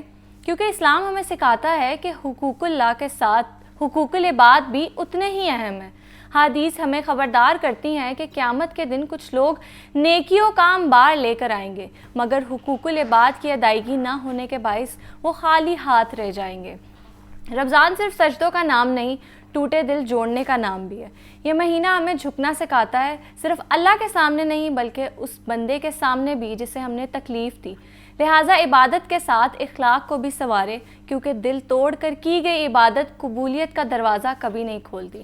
آج ہم اسی اہم موضوع پر بات کریں گے کہ اسلام میں حقوق اللہ کے ساتھ حقوق العباد کو کیا اہمیت حاصل ہے، اور اس پر بات کرنے کے لیے میرے ساتھ موجود ہیں سیرت اسکالر ڈاکٹر پیر طارق شریف زادہ صاحب اور ساتھ ساتھ حافظ شفیق الرحمان۔ السلام علیکم، کیسے ہیں آپ؟ وعلیکم السلام ورحمۃ اللہ کا احسان۔ اچھا ڈاکٹر صاحب، سب سے پہلے یہ بتائیں کہ اسلام نے حقوق اللہ کے ساتھ ساتھ حقوق العباد پر بھی بہت زیادہ زور دیا ہے، تو اتنی اہمیت کیوں دی گئی ہے؟ بسم رب محمد کریم علیہ الصلوۃ والتسلیم۔ سب سے پہلے تو یادآوری کا شکریہ، اور یقیناً رمضان المبارک کے متبرک مہینے کے اندر ان بابرکت ساعتوں میں پروردگار عالم کو راضی کرنے کے جتنے تقاضے ہیں ان پر غور و فکر کرنا، ان کے بارے میں جاننا اور ان کو بہتر طریقے سے اپنی زندگی میں شامل کرنے کی کوشش کرنا، اس سے بڑی سعادت کی کیا بات ہو سکتی ہے۔ اللہ تعالیٰ آپ کی توفیقات میں ہران برکتیں عطا فرمائے۔ دین رحمت جو ہے اتنا کامل نظام حیات ہے کہ یہ ہر خشک و تر مجلس و تنہائی کی جو مصروفیات ہیں، تقاضے ہیں، ان پر ہماری رہنمائی کرتا ہوا نظر آتا ہے۔ پروردگار عالم نے بندے کے اپنے ساتھ معاملات کو دو حصوں میں تقسیم کیا ہے۔ ایک وہ معاملہ جو بندے کا اپنے پروردگار کے ساتھ ہے، جسے ہم عرفیت میں حقوق اللہ کہتے ہیں، اور ایک معاملے کی نوعیت بندے کے ساتھ ہے، جسے حقوق العباد کہتے ہیں۔ دین رحمت انسانی تاریخ میں جتنے نظام موجود ہیں ان میں اکلوتا نظام ہے جو ان دونوں پر ایک جیسی رہنمائی اور توجہ جو ہے وہ عطا کرتا ہے، اور ہم سے یہ تقاضا کرتا ہے کہ ہم ان دونوں کے درمیان ایک خوبصورت توازن جو ہے اسے قائم کریں۔ جو جتنا بہتر انداز میں ان دونوں تقاضوں کو پورا کر کے اللہ کی بارگاہ میں پہنچے گا، وہ اتنا اللہ کی رضا اور اللہ کی منشا کے قریب زندگی گزار کر پہنچے گا۔ پروردگار عالم کے جو حقوق ہیں، حقوق اللہ جن میں نماز، روزہ، حج، زکوٰۃ اور اس طرح کے دوسرے امور ہیں، اللہ رب العزت اپنے بندوں پر اتنا شفیق اور مہربان ہے کہ جب ایک مرتبہ کوئی شخص اپنے رب کی بارگاہ میں اپنی اعلانیہ توبہ کے ساتھ پیش ہو جاتا ہے، یعنی اپنے اعمال کی کمزوری اور کوتاہی پر، اپنی غفلت پر، اپنے گناہ پر، اصرار اور فخر پر، حتیٰ کسی بھی نوعیت کی معصیت کے ساتھ جب وہ اللہ کی بارگاہ میں صرف دو کیفیات کے ساتھ پہنچتا ہے، ایک اپنے سابقہ عمل پر ندامت کا اظہار کرنا اور آئندہ ویسا نہ کرنے کا پکا وعدہ کرنا، ان دو امور کو جب اکٹھا کر لیا جائے تو اسے توبہ کہتے ہیں۔ جب کوئی ایک بندہ اپنے رب کے سامنے اپنی توبہ کے ساتھ پیش ہوتا ہے تو اللہ رب العزت کے ہاں بندے کی اس توبہ کی اتنی اہمیت ہے کہ پروردگار عالم ساری نورانی مخلوقات کو مخاطب کر کے کہتا ہے کہ دیکھو، دنیا کے اس کونے پر فلاں شخص نے اپنے رب کے ساتھ صلح کر لی ہے۔ اور پھر جب بندہ اپنی توبہ پر تکرار کرتا ہے، بار بار اپنی توبہ پیش کرتا ہے، تو میرا رب اتنا حیادار اور باوقار ہے کہ وہ کہتا ہے کہ مجھے اپنے بندے سے حیا آتی ہے کہ وہ مجھے اپنے سابقہ اعمال پر ایک سے زائد مرتبہ توبہ کرے۔ اللہ کہتا ہے میں پہلی دفعہ ہی اس کی توبہ قبول کر لیتا ہوں، پھر جتنی مرتبہ توبہ کرتا رہتا ہے، جتنی مرتبہ یہ پاکیزہ وعدہ اور ارادہ اللہ کے سامنے رکھتا ہے، ہر مرتبہ اللہ اس کے درجات کو بلند کرنا شروع کر دیتا ہے، حتیٰ کہ ایک مقام ایسا آ جاتا ہے کہ جب بندے کی جو معصیت ہے، اس کا گناہ جو ہے، اللہ اپنی شان کے لائق اس کو اجر میں اور نیکیوں میں بدل دیا کرتا ہے۔ یہ تو اللہ کے ساتھ بندے کا معاملہ ہے، لیکن بندے کے معاملے میں وہی رب جو اتنا غفور الرحیم ہے، مہربان اور شفیق ہے، وہ یہ تقاضا کرتا ہے کہ بندہ جب تک جس بندے کی دل آزاری کر چکا ہے، جس کی حق تلفی کر چکا ہے، جب تک اس کے طرف سے تلافی کا اعلان نہیں ہوتا، معافی کا اعلان نہیں ہوتا، اس وقت تک اللہ رب العزت کی طرف سے بھی معافی کا اعلان جو ہے وہ نہیں صادر ہوتا۔ یعنی عمومی طور پر ہم یہ بات سمجھنے کے لیے کہا کرتے ہیں کہ اللہ کے حقوق میں جب آپ سے کوئی کوتاہی ہوتی ہے تو اس کے لیے معافی کافی ہوتی ہے، لیکن جب آپ اللہ کی مخلوق کے معاملات کے اندر کہیں کوئی حق تلفی کا ارتکاب کر چکے ہوتے ہیں تو پھر کیا ہوتا ہے، پھر صرف معافی کافی نہیں ہوتی ہے بلکہ اس کی تلافی بھی کرنا ہوتی ہے۔ وہ جو حق آپ کے ہاتھ سے ضائع ہوا ہوتا ہے، غصب ہوا ہوتا ہے، یا کسی درجے پر بھی دل آزاری ہوئی ہوتی ہے، اس کے لیے آپ کو اعلانیہ معذرت کرنا پڑتی ہے اور سامنے والے کا دل صاف کرنا ہوتا ہے۔ جب دو بندوں کے درمیان تصفیہ ہو جاتا ہے تو اللہ کی طرف سے فرمان رحمت جاری ہوتا ہے کہ میرے دو بندوں نے ایک دوسرے کے ساتھ معاملے کو طے کر لیا ہے گویا حقوق العباد میں ایک دوسرے کے ساتھ جو ہے وہ دل صاف کر لیا ہے، اب اللہ کی طرف سے بھی ان کے اس معاملے پر جو ہے فرمان رحمت جاری ہو جاتا ہے۔ اچھا حافظ صاحب یہ بتائیں کہ غیبت، بہتان اور بدزبانی یہ بھی حقوق العباد میں ہی آتا ہے؟ جی بسم اللہ الرحمن الرحیم۔ الدین النصیحہ، دین سراپہ خیر اور راہ نجات ہے اور ہر قسم کی رہنمائی کرتا ہے، جیسا کہ پیر صاحب نے آپ کو بتایا۔ اصل یہ ہے کہ دیکھیں، انسان کے دین کا مسئلہ ہو، انسان کی جان کا مسئلہ ہو، انسان کی عزت کا مسئلہ ہو، اور اسی طرح انسان کی مال کا مسئلہ ہو اور انسان کی عقل کا مسئلہ، اسے کہتے ہیں 5 مقاصد شریعت۔ پوری شریعت اسی کے درمیان گھومتی ہے کہ عزت کا مسئلہ ہو یا انسانی جان کا مسئلہ ہو، یہ تمام کے تمام حقوق العباد میں آتے ہیں۔ ایک بندہ وہ ہے جو آپ کی جان نہیں لیتا لیکن آپ کا پورا جہان لے لیتا ہے، وہ آپ کی عزت کھا لیتا ہے اور آپ کی عزت کا جنازہ نکال دیتا ہے، تو سمجھ لو کہ وہ آپ کی جان سے زیادہ بڑا دشمن ہے۔ مثلا آپ دیکھیں کہ ہم بسا اوقات پوری زندگی ایفرٹ کرتے ہیں، محنت کوشش کاوش کرتے ہیں اپنے پیٹ کو، اپنے گھر کو پالنے کے لیے، لیکن بسا اوقات عزت کا جہاں مسئلہ آ جائے اپنی جان کو بھی وہاں قربان کر دیتے ہیں کہ میری عزت کا مسئلہ ہے، میں نے عزت کے مسئلے میں اپنے اور اپنے مال کی سب کی قربانی دے دینی۔ تو وہ بندہ جو غیبت کرتا ہے اس کے متعلق قرآن کریم نے ویل لکل ہمادۃ لمادہ اور ولا یغتب بعضکم بعضا اس طرح کہا کہ یہ ایسے ہے کہ جیسے اپنے کسی زندہ بھائی کا گوشت کھاتا ہے، کوئی غیبت نہیں ہے۔ امام بخاری علیہ رحمہ فرماتے ہیں کہ اللہ تعالیٰ میرے سے اگر کسی غیبت کے متعلق حساب کرے تو میری پوری زندگی کے نامہ اعمال میں ایک مسلمان کی ایک بھی غیبت نظر نہیں آئے گی۔ آپ اندازہ کریں کہ یہ دعویٰ کوئی چھوٹا دعویٰ نہیں ہے، بہت بڑا دعویٰ ہے، لیکن اس کے پیچھے اصل ماں باپ کی تربیت ہے اور ماں باپ کی پوری تعلیم ہے۔ ماں کہتی ہے میں نے بچے بخاری کو کبھی دودھ بغیر وضو کے نہیں پلایا، اور باپ کہتا ہے کہ میں نے کبھی بھی اپنے بچے کو حرام کا لقمہ یا ایسا لقمہ جس کے اندر حرام کا شبہ ہو وہ نہیں کھلایا۔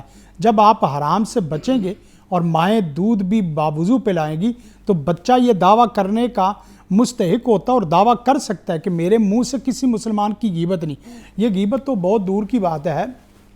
امام بخاری علیہ رحمہ کے متعلق آتا ہے کہ ایک مجلس میں بیٹھے تو اس مجلس کو آپ نے سماعت کیا تو ان کی کسی ایسی بات پہ جو واقعتاً وہ بات ایسی تھی کہ اس کے اندر دل میں کوئی ملال آئے، تو حالانکہ نہ کوئی مسکرائے ہیں اس کے اوپر، نہ کوئی جملہ کسا ہے، نہ ڈائیلاگ بولا ہے، نہ غیبت کی ہے، بس ان کے پاس گئے اور جا کے سوری کر لی۔ کہا کہ حضرت کس بات کی سوری؟ کہا میرے دل میں آپ کے جملے پر تھوڑا سا ملال آیا تھا، میں اس ملال کو بھی ختم کرنا چاہتا ہوں۔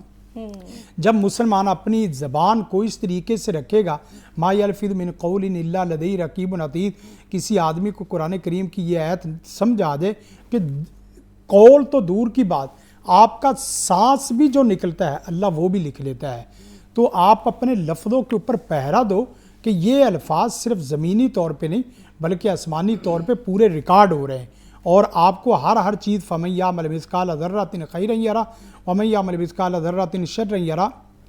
ذرہ خیر کرو گے وہ بھی نظر آئے گا اور ذرہ شر کرو گے وہ بھی سمجھ آئے گا اور وہ بھی آپ کو دکھایا جائے گا۔ اور ایک قرآن کریم کی بہت سخت عہد ہے وَحُصِّلَ مَا فِي الصُّدُورِ، جو آپ کی زبانوں کی غلاظت ہے وہ بھی سامنے ہے، لیکن جو آپ کے سینوں کا کینہ بغض ہے وہ چھپا ہوا میرے سامنے نہیں ہے۔ وَحُصِّلَ مَا فِي الصُّدُورِ، وہ بھی کھینچ کے باہر لا دیا جائے گا۔ یوم تبلی السرائر فما لہ من قوۃ ولا ناصر۔ ہونا یہ چاہیے کہ ہمیں اپنے مسلمان بھائیوں کی عزت کے ایک معیار پہ ہونا چاہیے، ان کی عزت کے مثال پہ ہونا چاہیے۔ ہم عزت کے بالمقابل ذلت کے ایک معیار پہ پہنچ جاتے ہیں۔ ہم اپنے بھائیوں کو گرے ہوئے کو اٹھانا چاہیے اور روتے ہوئے کو ہنسانا چاہیے، اور اسی طرح ساتھ جو ڈوبنے والوں کو ان کو بچانا چاہیے۔ ہوتا یہ ہے کہ جو بچا ہوا ہے اس کو ڈبونے کی کوشش، اور جو عزت میں ہے اس کو ذلت میں لے کے جائیں۔ اور یہ بھی ساتھ ہونا چاہیے کہ جو ٹوٹے ہوئے انہیں جوڑنا چاہیے۔ ہمیں یہ معاشرے میں محسوس ہو رہا ہے کہ ہم جڑے ہوئے لوگوں کو توڑنے کی کوشش کر رہے ہیں، جو کہ ہونا نہیں چاہیے۔ آپ مسلمان کی عزت کے متعلق دیکھیں گے تو مسلمان کی عزت اور اس کی جان اتنی اہم چیز ہے کہ ایک جان کے متعلق حدیث آتی ہے، نبی کائنات صلی اللہ علیہ وسلم نے فرمایا کہ جو آدمی کسی ایک مسلمان کے ناحق قتل میں شامل ہو جائے، حتیٰ کہ پوری کائنات شامل ہو جائے، اللہ پوری کائنات کو جہنم سے بھر دے، کوئی پرواہ نہیں ہے۔ اسی لیے ہمیں چاہیے کہ یہ 5 چیزوں کو مد نظر رکھیں۔ سب سے پہلا یہ ہے کہ ہر انسان کے دین کا تحفظ کریں، دوسرے نمبر پہ ہر انسان کی جان کا تحفظ کریں، تیسرے نمبر پہ ہر انسان کی عزت کا تحفظ اور اس کے نسب کا تحفظ کریں، اور چوتھے نمبر پہ ہر انسان کی جو عقل اور شعور اور اس کے جذبات ہیں، اس کے خیالات ہیں، اس کا تحفظ کریں، اور 5ویں نمبر پہ اس کے مال کا تحفظ کریں۔ ہمیں ان چیزوں کو جب سیکھا جاتا ہے، وہ ہم جب سیکھتے ہیں، آپ یقین کریں کہ زبانیں خاموش ہو جاتی ہیں اور محبتیں مسکراہٹیں بندہ بانٹتا ہے، نہ کہ نفرتیں جو نا وہ بانٹتا ہے۔ نفرتوں کو ذبح کرنا چاہیے، اور نفرتوں کو ذبح کرنے کا مطلب یہی ہے لا یسخر قوم من قوم عسى ان يكونوا خيرا منهم، کسی کو مذاق بھی نہ کرو، کسی کے متعلق کوئی ایسی القاب نہ کہو، کوئی ایسے چھوٹے جملے نہ بولو جو جملے لوگوں کی عزت کے لیے حد کے عزت والا زبان بنے۔ بالکل ایسے ہی ہے ڈاکٹر صاحب۔ اسی کے متعلق آپ سے بات کروں گی، آج کل سوشل میڈیا پہ ہم دیکھتے ہیں کسی کو روسٹ کرنا، ٹرول کرنا، کسی کو کریکٹر اسیسینیشن کرنا بڑا زیادہ نارمل ہو گیا، نارملائز کر دیا، تو یہ بھی حقوق العباد کے زمرے میں آتا ہے؟ بالکل، جیسے اس کی جان اور مال کی حفاظت جو ہے ایک مسلمان کی دوسرے مسلمان پر لازم ہے کہ وہ اپنے وسائل میں رہتے ہوئے جتنا ممکن ہو سکے اپنے دوسرے کلمہ گو بھائی کے بارے میں ایک تو خوشگمانی رکھے۔ ایک ہمارے ہاں یہ جو فوری طور پر ہم بدگمان ہو جایا کرتے ہیں، میں سمجھتا ہوں یہ بھی بہت سارے مسائل کی ایک بنیاد بنتی ہے، اور پھر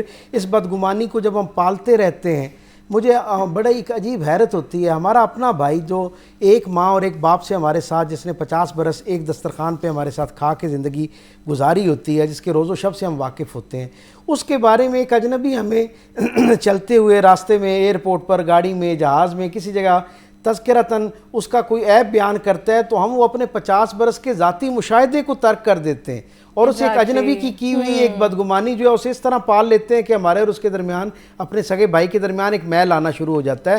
یہ دل کا صاف کرنا اتنا ضروری ہے، کیونکہ جب تک دل صاف نہیں ہوتا اس وقت تک جو ہے وہ حقیقی خیر حاصل نہیں کیا جا سکتا۔ میرے کریم آقا صلی اللہ علیہ وسلم حضرت انس بن مالک رضی اللہ تعالیٰ عنہ کو فرماتے ہیں کہ اے میرے بیٹے، میں تمہیں ایک اپنی عظیم الشان سنت نہ بتاؤں؟ تو وہ کہتے ہیں یا رسول اللہ فرمائیے میرے لیے کیا نصیحت ہے؟ تو حضور فرماتے ہیں میری نصیحت ہے تمہارے لیے یہ کہ تم جب رات کو سو تو اللہ کی ساری مخلوق کی طرف سے اپنے دل کو پاک کر کے سو، اپنے دل کو دنیا کے حوالے سے جو تم تک دکھ پہنچا ہے، جو حقیقی طور پر اس کا مطلب یہ ہے کہ یعنی جو دکھ تم تک پہنچا ہے وہ حقیقی انداز میں تمہارے لیے تھا یا کسی غلط فہمی کی بنیاد پہ تھا، کسی خوش فہمی کی بنیاد پہ تھا، جو دکھ تم تک پہنچا، جو کسی کی طرف سے تکلیف تم تک آئی ہے، اس کے نتیجے میں تمہارے دل میں جو اس بندے کے بارے میں میل آیا ہے، اپنے دل کو رات سونے سے پہلے صاف کر کے سونا ہے۔ اور پھر حضور نے فرمایا کہ یہ میری عام سنت نہیں ہے، یہ میری عظیم الشان سنت ہے، اور 3 مرتبہ حضور نے اس کا تکرار فرمایا۔ اس سے پتہ چلتا ہے کہ دلوں کا صاف رکھنا جو ہے یہ اللہ کے ہاں کتنا پسندیدہ ہے، اس کی وجہ کیا ہے۔ جب دل صاف ہو جاتا ہے نا تو پھر خود بخود بدگمانی ختم ہو جاتی ہے۔ ہم جب زیادہ دیر تک بدگمانی کو دل میں جگہ دیے رکھتے ہیں تو پھر آہستہ آہستہ وہ بدگمانی ایک درجے پہ نفرت کا بنیاد بننا شروع ہو جاتی ہے، اور پھر باقی جتنی معاشرتی بیماریاں ہیں، غیبت ہے، کینہ ہے، فساد ہے، وہ سارے جو ہیں ان کا خمیر اسی سے بدگمانی سے پیدا ہونا شروع ہوتا ہے۔ سو میں یہ سمجھتا ہوں کہ سب سے پہلے معاشرے کے اندر ایک دوسرے کی عزت کی حفاظت کا ذریعہ بننا چاہیے، اور اس میں خاص طور پہ آپ دیکھیں نا جیسے اب ٹرولنگ ہوتی ہے سوشل میڈیا پہ، ایک آدمی کہیں سے اٹھ کے ایک نامعلوم اکاؤنٹ سے جو ہے فرضی اکاؤنٹ سے کسی ایک شخصیت کے بارے میں جس نے 50 سال 60 سال کنٹریبیوٹ کر رکھا ہوتا ہے اس شعبے میں، اس کے بارے میں ایک ریومر پھیلا دی جاتی ہے، افواہ پھیلائی جاتی ہے، ایک لائن ہوتی ہے اور اس سے پھر پتہ چلتا ہے کہ بغیر تصدیق کیے پورا معاشرہ اس کے پیچھے پڑ گیا اور اس کے خلاف جو ہے وہ ایک ٹرولنگ شروع ہو گئی ہے، اس کی کردار جو ہے نا وہ کشی ہونا شروع ہو جاتی ہے، اس کی شخصیت کے باقی عیب جو اس میں نہیں بھی ہوتے وہ بھی اس کے ساتھ منسوب کر دیے جاتے ہیں، گویا ایک پورا مقدمہ کھڑا کر دیا جاتا ہے ایک پوری شخصیت کے خلاف۔ اللہ کے رسول صلی اللہ علیہ وسلم نے تو ہمیں وہ دین عطا کیا ہے کہ حضور یہ فرماتے ہیں کہ قیامت کے دن اگر ایک سینگ والی بکری بغیر سینگ والی بکری کو اس نے تکلیف پہنچا رکھی ہوگی نا، ٹکر مار رکھی ہوگی، تو قیامت کے دن اللہ اپنے نظام عدل کے تحت اس پر بھی اس کو جواب دہ کرے گا۔ آپ تصور کریں کہ اتنے خفیف سے عمل پہ اگر جواب دہی ہے تو، اور میری زبان سے، میرے قلم سے، میرے کامنٹ سے اور سوشل میڈیا پر میری 1 منٹ کی واہ واہ حاصل کرنے کی خواہش جو ہے اس سے اگر کسی آدمی کی ساری زندگی کی عزت وقار اس کا تشخص جو ہے وہ مجروح ہوتا ہے تو میں کتنے بڑے ظلم کا مرتکب ہوتا ہوں. جیسے کہ آپ صاحب نے ابھی بتایا, اللہ نے قرآن میں تو ہمیں یہ بتایا کہ جس نے ایک جان کو بچایا اس نے پوری کائنات کو بچا لیا, پوری انسانیت کو بچا لیا. اچھا حافظ صاحب, آج کل ہم دیکھتے ہیں کہ لوگ ایک دوسرے کا حق نہیں دیتے, بھائیوں کا حق مارا جاتا ہے, بہنوں کو حق نہیں دیا جاتا, تو اس بارے میں اسلام کیا کہتا ہے؟ دیکھیں قرآن کریم میں 2 صورتیں ایسی ہیں جس میں ویلز کے لفظ سے شروع کیا جاتا ہے قرآن کریم کی صورتیں. ایک ہے ویل للمطففین اور دوسری ہے ویل لکل ہمزۃ لمزہ, جو اپنے مسلمان بھائی کے مال کا چور اور ڈاکو ہے اس کے لیے ویل للمطففین, ہلاکت ہے, تباہی ہے, بربادی ہے اس آدمی کے لیے جو کسی مسلمان بھائی کا مال کھاتا ہے. اور مال کھانے میں کیا ہے, مال میں تھوڑی سی کمی بیشی کرتا ہے, 19-20 کا فرق ڈالتا ہے, اور جو پورا مال ہی کھا جائے, وراثت ہی کھا جائے, اس کے لیے تو جہنم کی وعید ہے باقاعدہ. کہ اور پھر جو آدمی ویل لکل ہمزۃ لمزہ میں کیا ہے کہ جو آدمی اپنے مسلمان بھائی کی عزت کا چور ہے اس کے لیے بھی تباہی بربادی. گویا کہ قرآن کریم کی یہ 2 صورتیں ہیں جو ویل سے شروع ہونے والی ہیں. اور قرآن کریم کی ایک تیسری آیت میں ہے لا تاکلوا اموالکم بینکم بالباطل, وہ لوگ جو اپنے بھائیوں کے مال کو باطل طریقے سے کھاتے ہیں, اس میں سے ایک ہے جھوٹ سے کھانا, دجل سے کھانا, دھوکے سے کھانا, فریب سے کھانا اور سود سے کھانا. اسی طرح ساتھ ساتھ یہ ہے کہ جھوٹی قسمیں کھا کے کھانا, یا بھائی کے یتیم مسکین کا مال کھانا, بہنوں کی وراثت کھانا, یہ تمام چیزیں ہی اسی میں آتے ہیں. سیصلون سعیرا, ان قریب وہ جہنم, اور سعیرہ کہتے ہیں ایسی جہنم جو بھڑکتی ہوئی ہے. جہنم کے بھی وہاں درجے ہوں گے, جیسے جیسے بندے کے اعمال ہے اسی طرح ہوں گے. اصل بات یہ ہے کہ نبی کائنات صلی اللہ علیہ وسلم کا فرمان ہے کہ حق اللہ علی العباد ان یعبدوا ولا یشرکوا بہ شیئا. اصل نکھار تب ہوگا, جیسا کہ پیر صاحب نے پہلے بات بتائی کہ حقوق اللہ اور حقوق العباد ہے.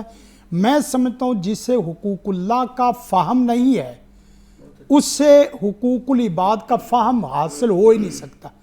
جس کی ذات میں اللہ کی ذات کا پورا احترام نہیں ہے وہ اس کی مخلوق کا احترام صحیح معنوں میں کر ہی نہیں سکتا. اور اللہ کی ذات کا حق بنیادی طور پہ کیا ہے کہ سب سے پہلے معاشرے کو توحیدی معاشرہ بنایا جائے, اسلامی معاشرہ بنایا جائے, دینی معاشرہ بنایا جائے, قرآنی اور سنی معاشرہ بنایا جائے.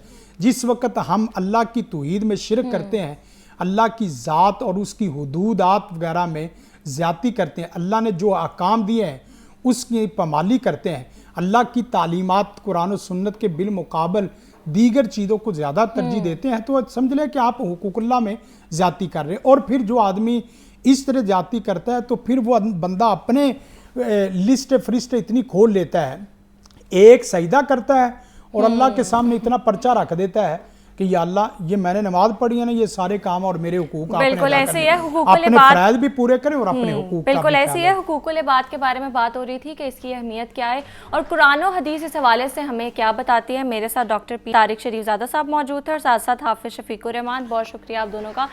All right, so that's it for today. ملتے ہیں کل انشاءاللہ. اپنا بہت زیادہ خیال رکھیے گا. اللہ حافظ.